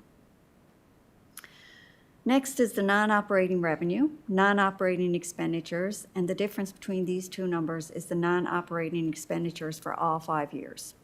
Note the interest revenue for 23-24 and 24-25 remains the same at $50,000. The capital expenditures out of operations is for the capital purchase of meters, and the variance from budget 23-24 to 24-25 is a decrease of $76,900. So then if you go to the end of the page, the budget for 23-24 was estimated at a deficit of $621,319. Now that we're projecting a deficit of $413,621, which may also change by the time the year end is finished in 23-24. The net expenditures budgeted for the following 3 years is $653,304, $584,468, and $605,666. As presented, the deficits above will lead to staff working on a rate review next year with anticipated new rates to begin in the fall of 2025.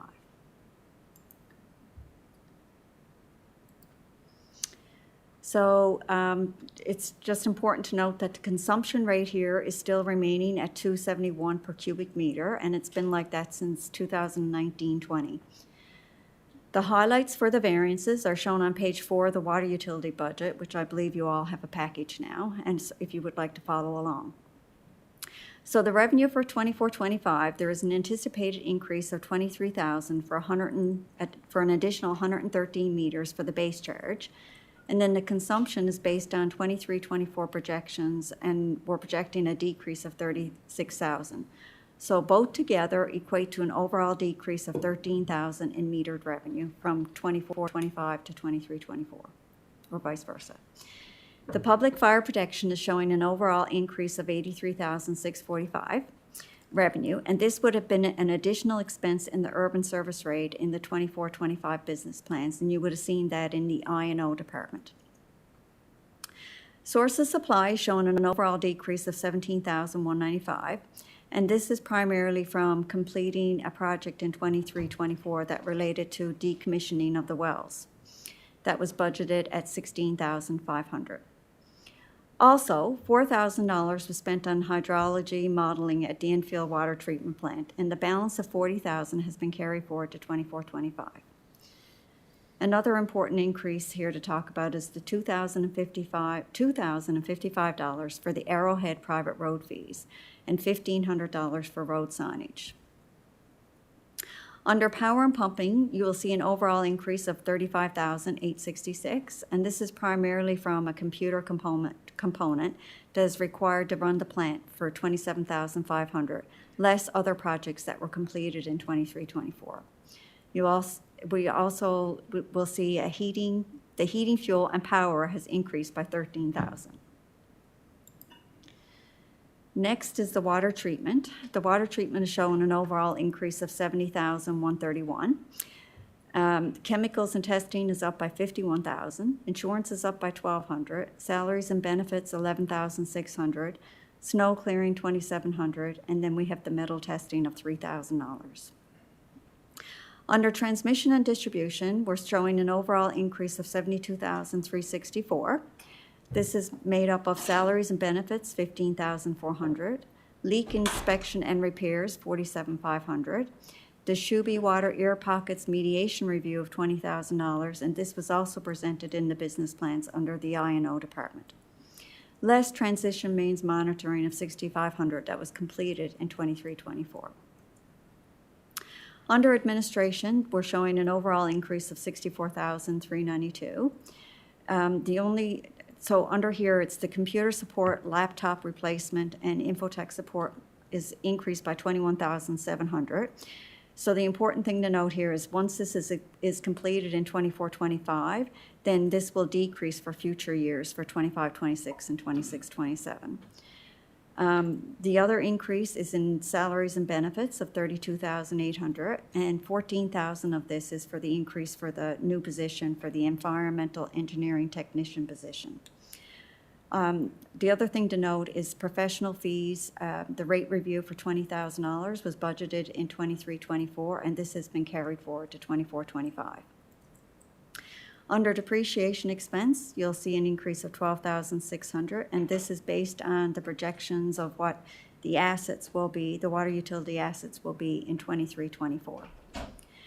And then finally, the debt servicing is based on projected debt because we haven't actually borrowed yet for the project that was done in November of 2023. And so we just based the projections on what we think the interest rates will be for the upcoming debenture for the spring of 2024. And that's all I have, so I'd be happy to answer any questions you might have. Thank you, Janice. First up to speak, Councillor Mitchell. Thank you, Mr. Chair, through you to staff and into the Director of Public Fire Protection. Is that hydrant system?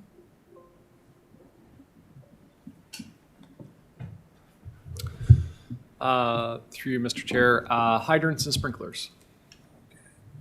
Any idea how many new hydrants be going in next year? I'd anticipate 2 or 3.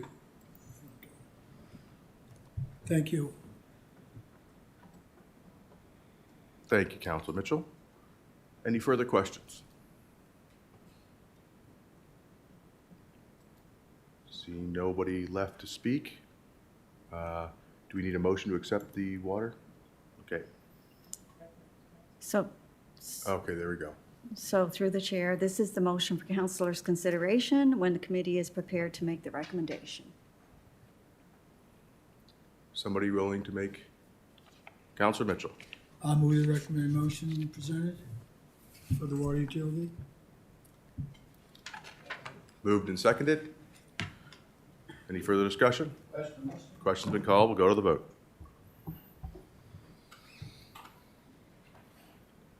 And the motion's passed unanimously. Thank you, Janice.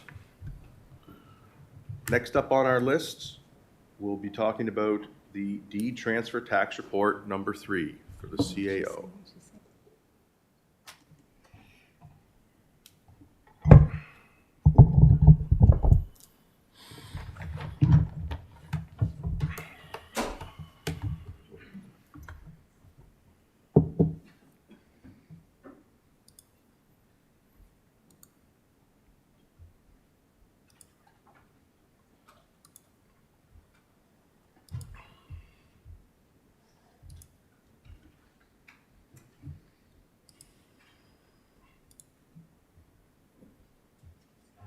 Is that yours or mine?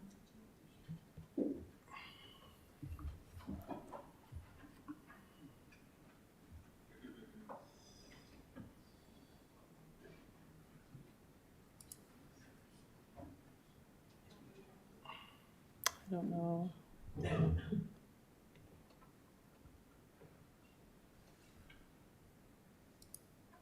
There we go.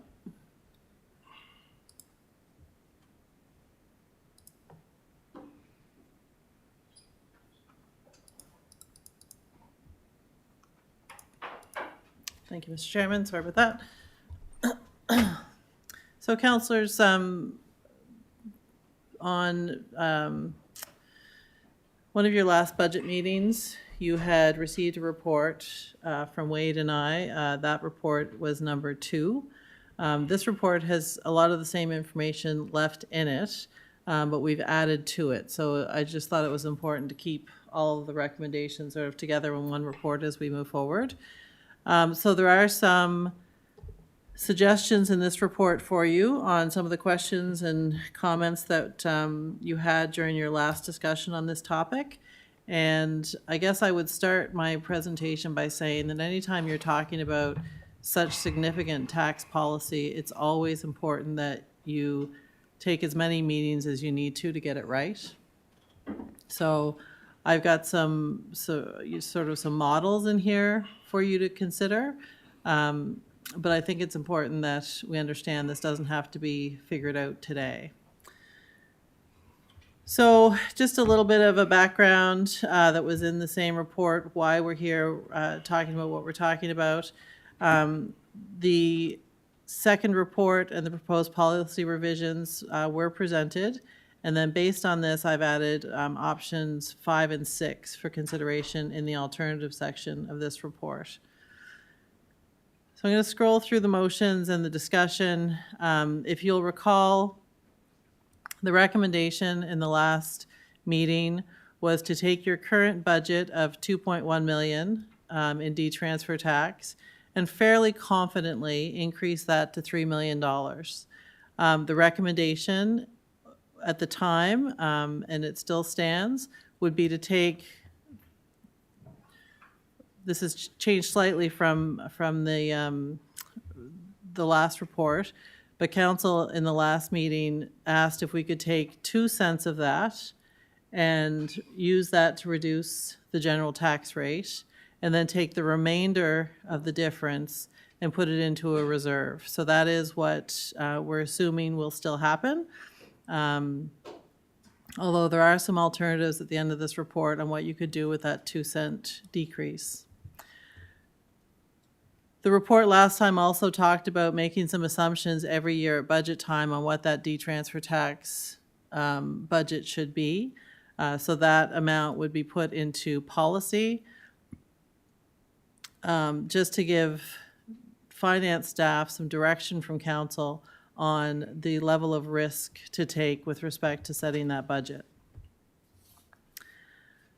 So talking about the urban service rate grant in particular, there were 4 options that were in the last report. And I should say the recommendation to maintain the urban service rate grant still stands as far as from a staff perspective, understanding the impact that that grant has on the urban service rate, the reason it was put in place to start with, and in recognition of the magnitude of the expenses that that urban service rate has for the area. The recommendation in this report assumes that that grant would be maintained at status quo moving forward. So on the last report also talked about freezing the grant, phasing out the grant, or just simply putting it to 0 for 24-25. So as I mentioned, the recommendation coming forward from the staff are that that grant remains the same and that it be put into a policy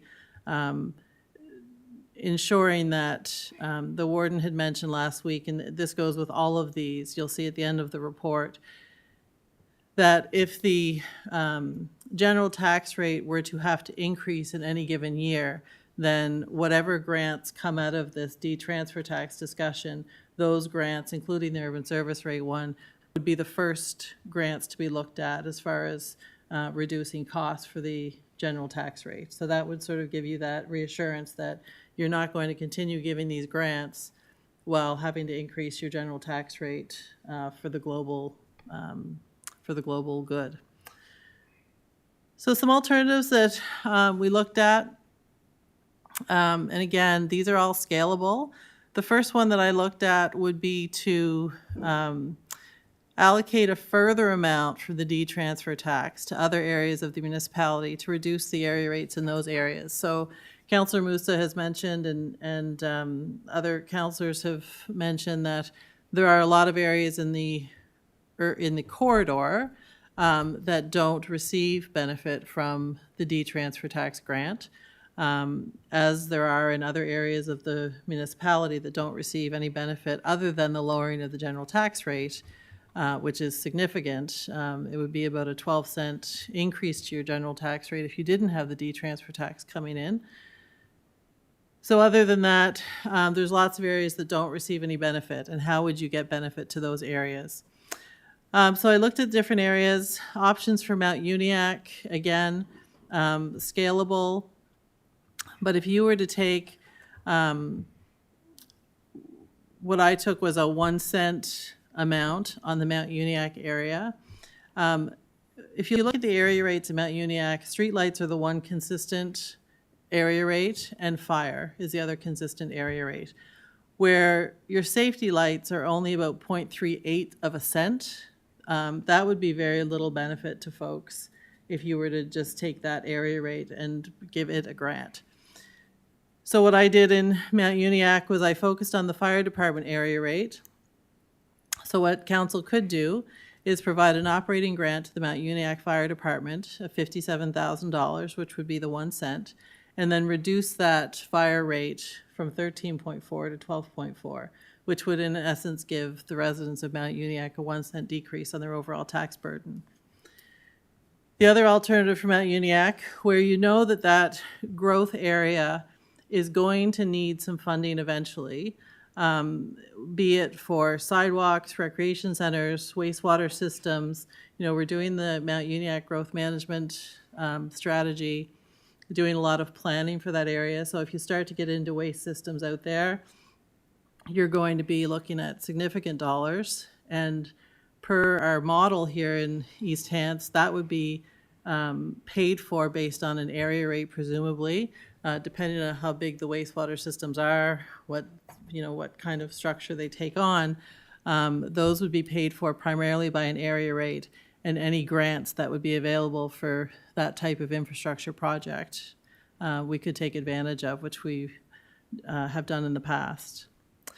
So although taking that amount of money and putting it into a reserve for those kinds of funds wouldn't give you an immediate impact for the ratepayers of Mount Uniacke, you would certainly have a long-term impact for those ratepayers in having funds available when it comes time to do sidewalk design. You may need to design your sidewalks long before you ever agree to put an area rate in place to build them. So having those funds set aside avoids that area rate in the early years. And again, this is a 1 cent increase. That amount, of course, would be scalable. Then I looked at options for rural East Hants, where there are no consistent area rates in the rural communities other than fire. That's where I focused the attention on, just to be able to show the impact for rural East Hants. So there's a couple of options here that I looked at. There may be others. You could provide a grant to the rural fire department for the equivalent of 1 cent on their assessment, thereby reducing their rate by 1 cent to 21 cents, or in Rawdon's case, 22 cents. That would give that taxpayer reduction in the tax burden. You could also increase the fire operating grant for the equivalent amount, granting more money to the fire departments. If you did it across the board for all fire departments, it would be taking their grant from $11,000 up to about $17,800. In this case, there would be no rate advantage for the taxpayer. However, your fire departments would have additional funding for those longer-term planning and operations items. I did put a table in here. You can see that some of the departments, their current grant's $11,000. If you increased it equally across the board, you'd increase everybody up to a $17,849 grant. If you increased each one with a fire grant equivalent to 1 cent, some of those go up slightly more than others, and assumably you would have a slight increase to the Brooklyn amounts that you would allocate to that fire department. When you look at areas outside of the corridor that are not on the urban service rate, you look particularly to the 9 Mile River area and the Grand Lake area. Those two areas both have street lights that were split off from the urban service rate a number of years ago. So providing a grant to these areas would, reducing the rate, the equivalent of 1 cent, would cost the general tax rate $47,000 and have an immediate impact on the ratepayers of those areas. That amount is indicative of the amount of assessment that's in those two areas. Quite significant dollar-wise value of assessment in those two areas outside of the corridor. So in summary, if all of these options were adopted into policy, the adjustment required to the general tax rate would be an increase of 0.6 of a cent. And then, of course, you would have your 2 cent decrease if using the proposed 2 cent decrease. So I just put down sort of the impact on those folks in the different areas. And depending, I didn't want to presume that council would choose one way over the other, whether you give grants directly to the fire department or whether you put money into a reserve for growth in Mount Uniacke or put money, it doesn't have to go to the fire departments in the rural area. You could start your own growth reserve for the rural area if you liked. Those are the kinds of things that council should talk through as options. So there is a draft motion there if you chose to go this route. The other option that I put in here, option number 6, was to use the $496,000. And again, it's all scalable. Part thereof, the math can be done as well. Part of the conversation at the February 13th meeting was looking at, how can that money, I think, be used for the good of all. So the exercise I went through here was to take that $496,000, which is the 2 cents, and use that, instead of reducing the general rate, allocate it out to the areas from where it was raised from. So if you look at the percentage of D-transfer tax and where that tax is collected from, if you took that entire amount, $312,000 could go to the Sportsplex area rate. That area rate actually does impact folks from Maitland all the way through to the lakes in Grand Lake, as well as up through 9 Mile River in that area. So it's based on the two district reviews ago boundaries. So I can't say that it's sort of all of one councillor's district or all of another, because it's based on the boundaries that existed prior to 2 district reviews ago. But it certainly does take into account sort of the larger corridor area extending up through into Councillor Rhino's region slightly, and then out through to Councillor Eisner's region as well. So that would be one area where Council Musa had made that suggestion to look at that. $312,000 could go to that Sportsplex area rate. Council could decide after a few years what they wanted to do with the actual Sportsplex area rate. It sits at 4 cents now. And knowing that over time, when capital work needs to be done on that building, there's going to need to be some funding allocated to that. This would be one way to get that funding allocated into the Sportsplex Reserve, and maybe 5 or 6 years from now, you can start to reduce the burden on those residents through that reduction of that rate. Only time will tell as far as how the building plays out from here on out.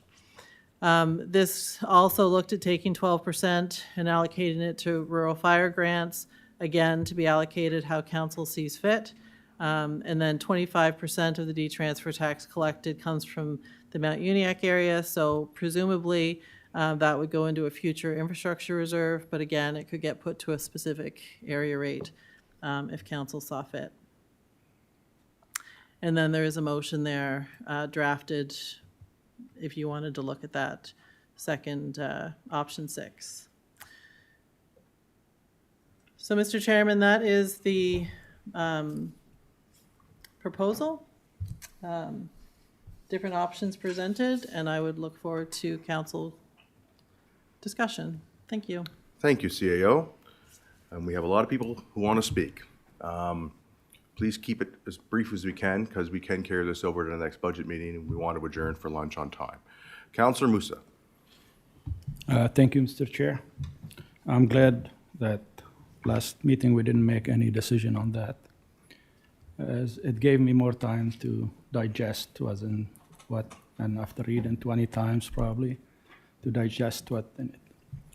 So, for my last 7 years on council, I was under the impression that only the people on sewer and water are the ones that benefit from that grant. But if you read option 4, and you say this option is a cancellation of the grant and the cost to the USR ratepayer in the serviced area will be approximately 5 cents on their rate. And it would be recommended that the ratepayer in District 2, 3, 4, 5, 7, and 10 will pay up to 2 cents on the urban service rate. So that tells me exactly that if that grant didn't exist, the District 2, 3, 4, 5, 7, and 10, which not on the sewer and water, they would have paid 2 extra cents for those 20 years too. So their benefit is 2 cents, but it's a hidden one. I don't know if everybody agree with me, but that's the way I read it. Is that true, Madam CAO?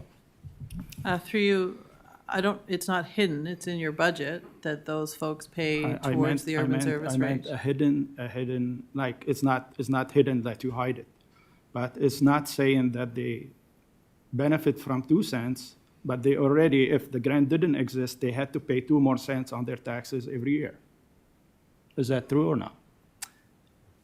Through you, Mr. Chairman, right now they pay 2 and 4 cents respectively, depending on where you live. Yeah.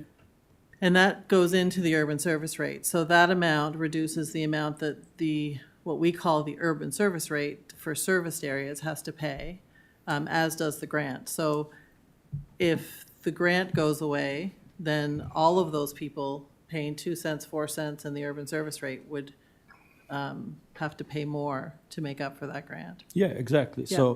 So that means if that grant didn't exist, then everybody had to pay 2 cents extra. So everybody benefited from that grant by 2 cents, except the Mount Uniacke area and the rural areas. They're not benefiting at all. And the 9 Mile River area and the Grand Lake area. Well, Grand Lake had to pay 2 cents if that grant didn't exist. So they're benefiting by not having to pay 2 cents. They're already benefited. There's benefit for them there. So if that grant didn't exist, everybody in the corridor area have to pay extra 2 cents. So that reduces their taxes by 2 cents when that grant was introduced. And I've been asking for many years if those area benefit from the grant, and the answer was no. But I see they're benefiting by 2 cents. By not having to pay 2 cents, that means you reduce by 2 cents. That, through you, Mr. Chair, that doesn't apply to folks in 9 Mile River and the Enfield Grand Lake streetlight area. But they don't pay towards the urban service rate. They have their own light rates. Exactly. But if that grant didn't exist, didn't you mention that 2, 3, 4, 5, 7, and 10 have to pay an extra 2 cents? Not all of 10. It's those folks are, again, you go 2 rate reviews back for the boundaries. So they're not all of the people in each of those districts. It's sort of the peripheral areas around the core villages of Enfield. I actually don't know that there's any in Lance. I think they're all urban service rate. There might be a few across the tracks that are on that R4, R5, R6 rates. District 10, there might be a few houses, but there's probably more in District 1. So it's not like you can't draw it around a district. There are people in those districts who pay R4, R5, and R6, but not the entire district. So most of Councillor Eisner's district, the current boundaries, they all pay a completely separate streetlight rate. Council moved away from them being part of the urban service rate probably 6 or 7 years ago, and Nine Mile River is the same thing. They used to be part of the Elmsdale district, so they were paying that R4, R5, or R6, but council moved away from that and moved them onto their own streetlight rate. District 3 would just be Milford. Right, and the little pieces outside of Milford from, yeah. Include Harborland and Nine Mile River. Right. So my question is, when you say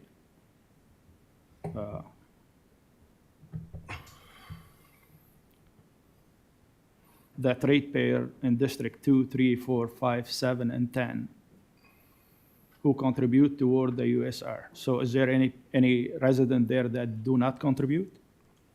A lot. Yes, yeah. Those are the 9 Mile River streetlight folks and the Enfield Grand Lake streetlight folks. They do not contribute to the urban service rate. Okay. Yeah, thank you. That's it. Thank for you, now. Counselor. Next up to speak, Counselor McPhee. Thank you, Mr. Chair. I remember, I know this whole urban service rate came in when basically we had the three-tiered tax system, wasn't it then? The grant did. That's when the grant came in. Oh, that's when the grant came in, okay. So, yeah. So anyway, this is to help cover the costs of the infrastructure. So, and I mean, as we pointed out here, I think most of the councillors are like me, we're on our own well, our own septic system, we have costs. What increased costs? Because doesn't the system pay for itself now? When you buy water, don't you pay, if you're in Lance on the water system, isn't that supposed to cover the cost of producing that water? Mm-hmm. So what infrastructure are we covering that they have, say if you live in Poplar Drive, Mm-hmm. it's all built. So what cost would they incur because of the infrastructure that Sure. people in the rural area don't? So the water and the sewer are two separate. You've just seen the water utility budget. That doesn't get any grant from the municipality for operating costs. So the water, we talk about the water system in these types of reports because those folks are paying for water as part of, it's not really part of their tax burden, but it's something that they have to pay for. And when we do a rate review, the cost that goes into producing a gallon of water and then the long-term capital costs associated with the utility are rolled into the pot in which you have to set your rates on. So those utility customers are paying for upgrades at a plant, expansion of pipes where they might not be covered by sort of water transmission mains that aren't covered by a developer, would have to be paid for by the utility. So that gets rolled into those rates. So part of the rate review that you'll see this year is looking at all of the next 5 to 10 years of capital work for the utility and then having to set the rates based on that capital work that needs to be done. The principle is the same when you move over to wastewater. So folks pay a wastewater fee for their usage based on the amount of water they use. Council has moved to that wastewater usage fee. But part of the urban service rate is debt charges that don't necessarily relate back to one property. So you've got the developer is putting in all of the pipes and the laterals to people's homes. They would charge that back through an increased lot price. So you're, where you might have a $120,000 lot in the serviced area, that might be $70,000 in an unserviced area. Those aren't real numbers. I'm just throwing those out there. So all of those costs are associated with the individual home needing to be put in. If a taxpayer has a blockage on their side of the property line in their lateral, that needs to be paid for by the taxpayer themselves. What the urban service rate pays for is anything outside of those new developments that are coming on that need to be put in to move things through the system better, to have development increase in the area. You need to put in certain primary infrastructure. So in wastewater, for example, you need new force mains. You need to move the flow of wastewater through lift stations. Those lift stations need to be upgraded if there's more new capacity being added to the system. So the more you put sort of down flow, the more you need to upgrade those systems to get the product to the plant. We do have a infrastructure fee that every homeowner would pay when they hook their home up to the system. So it's $3,000 for water and it's $3,000 for wastewater. Those infrastructure fees are put into a reserve.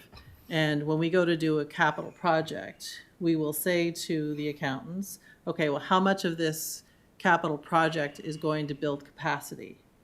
And the answer might be 40%. So the pipe needed to be 10 inches. We're putting in a 16-inch pipe instead. So that extra 6 inches gets paid for out of that capacity reserve. But the old pipe that needs to be replaced still needs to be replaced. So that kind of project is done by the sewer, the urban service rate, our engineers. And those debt charges are charged back to the urban service rate as a whole. So every taxpayer in the urban service rate, whether you're fixing a pipe in Enfield or Shubenacadie, everyone on that urban service rate pays for the debt charges associated with that pipe. Right. So those are the things that are outside of the control of an individual taxpayer. They're outside of what they may need to run their system. But because they are one rate and one urban service, then those charges are charged out to the whole area rate. The cost of these is significant. So when you look at the cost of managing this whole system, you're into tens of millions of dollars over the years. And that is in my mind, that is the rationale for that $400,000 grant being paid to the urban service rate to help manage that growth and not put it all on the backs of the urban service rate taxpayers. Because as those pipes get put in the ground, as they get upsized, you don't always have enough money to build all the capacity. And not every project we do builds capacity, because sometimes it's just, old pipes break. So as those get done, that gets charged out to all of those residents. And it's significant. We're looking at one pipe in Lance that is, not one pipe, I'm minimizing that, one project in Lance, I guess. You're looking at $7 or $8 million for one project. Now, some of that is for capacity, but some of it is to improve other situations with lift stations and whatnot. So it's more the order of magnitude of the costs that are associated with some of this. And that growth, as we bring people into the urbanized area, which, like it or not, that is the pattern for growth, is you want people to be densifying your urban areas. So as we bring that growth into this particular area, that is to the benefit of the general tax rate to a great deal. You can see the amount of growth that's coming in, and that helps the general tax rate, which helps everybody. And again, you do see growth in other areas of the municipality. but it doesn't come at the significant cost that the growth in the corridor comes with when you have all the costs of infrastructure in order to get that. You know, in the corridor, you can't have growth on 1 acre lots with septics and wells and whatnot. We have rules. You're not allowed to do that. So that growth in the corridor comes at a much higher cost in infrastructure than growth in other areas of the municipality does. Does that answer your question? Yes, I think so. So I guess basically, to simplify it, we subsidize the urban service rate by right now 400 million, correctly? 1,000. Or 400,000, sorry. Yeah, 400 million would be That would be quite significant. a 400,000, and that's basically reduce the serve rate 2%. 5 cents. Or 5 cents, yes.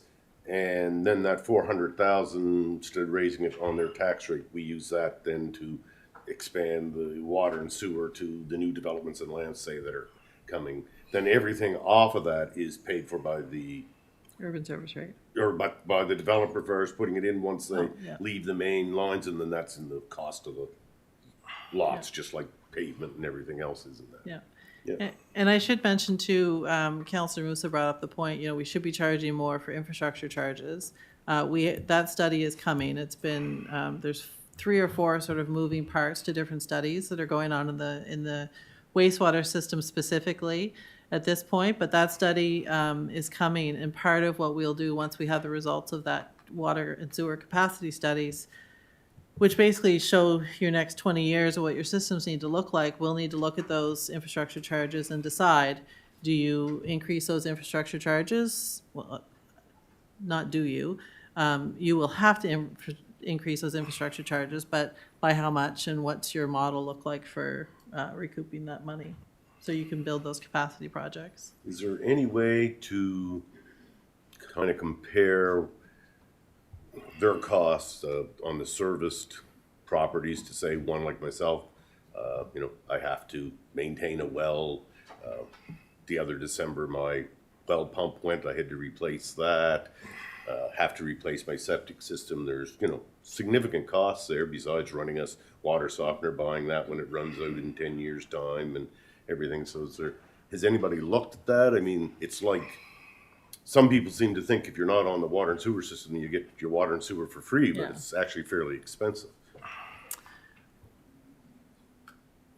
When I sat down to do the last report, I started to think about that exercise and what that would look like.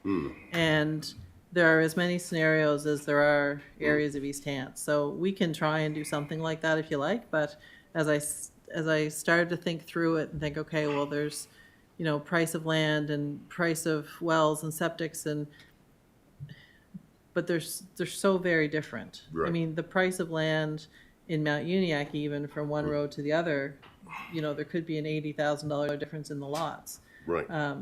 Just based on, you know, waterfront access, location.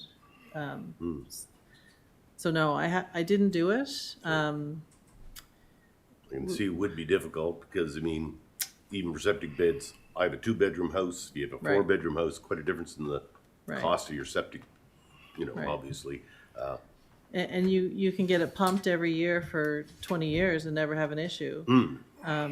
You know, you do have septic beds that collapse that need to be replaced, but that's not a given No. in anyone's, you know, maintenance of their septic beds. So I'm certainly not a septic expert. No. Nor am I a wastewater expert, but just sitting down to do that exercise, I found there was a lot of variables. I started a spreadsheet and I was, you know, there was just too many variables for me to comfortably continue doing it, but we can put together some numbers if that helps, but I don't know that it's going to be, Very, it's not going to be, I wouldn't set tax policy based on it. How No. about that? because, I mean, there's so many factors, like, you run a half-force pump 200 feet down, Right. you don't run it for free. Yeah. You know, there's a lot of factors, I understand. Okay, that's good, thanks. Thank you, Counselor. Next up to speak, Warden Rolston. Thank you. I'll just be very quick because we're pretty well at the adjournment, but I'll touch on my 3 points and then we can discuss maybe later. Number one, we're still hung up on that corridor, Mount Uniacke rural thing, and that's causing some of our confusion. That lumping of things, because I'm sorry, 9 Mile River is as rural as Rawdon is, and parts of Enfield are as rural as Rawdon is. And this insistence on grouping things under those headings makes it, in my opinion, harder to understand, number one. Number two, everything I'm looking at here is assuming it getting to 2 cents, and that's not what I thought it was about. I thought that the amount we were talking about putting to the general tax rate was $495,996. And the suggestion that I thought I understood from Councillor Musa was, well, by putting that $495,000 plus towards the general tax rate, the urban service rate people are getting 2 benefits. So instead of taking 2 cents, I'd be looking at taking $495,996 and whatever we come up with to support outside the urban service rate, whatever that looked like in cents. It might be more than, well, it should be more than 2 cents, not spread over the entire municipality. And number 3, back, since we insist on saying the word rural and that, you know, out of that, only 59,000 or whatever is raised from deed transfer. And I get, it's not the first time I've said it, I get really a little bit frustrated when I feel like the rural folks are being treated like the poor cousins, so to speak. I just like to remind people, and I heard someone else say it here one time, everybody likes to eat, and you need rural areas for farms. Everyone likes to build the development that's coming to the more serviced areas. You need forests, you need lumber, and lumber doesn't grow in urban cores. Lumber grows in resource areas. You need gravel to build these roads and to make asphalt. And where's that come from? Rural, you know, the non-urban service areas, pretty much. So there is more value to the rural part of the municipality than just assessment. And I just had to get that off my chest. Thank you. Thank you, Warden. Okay, last one to speak before lunch, Councilor Rano. I'll be quick. I agree with the Warden Rolston on one thing. I'm glad you got it off your chest, that last part. But I'd like to know whose crystal ball that they were looking at to put this into a time frame such as we've had this morning, knowing full well that this would go on and go on and go on. This should have been Thursday night's meeting for a full topic in my mind. But anyway, I'm going to leave it at that because I have something to talk about with if we go the corridor rural Mount Uniacke way. So I'll leave it at that. Thank you. Thank you, Councilor. All right, we've reached the time of adjournment, so this topic will carry over to Thursday night for more discussion. Councilor Musa. Move to adjourn and reconvene, discuss that topic on Thursday night. Moved and seconded. All those in favor? Aye. We'll adjourn, reconvene at 1:30 for PA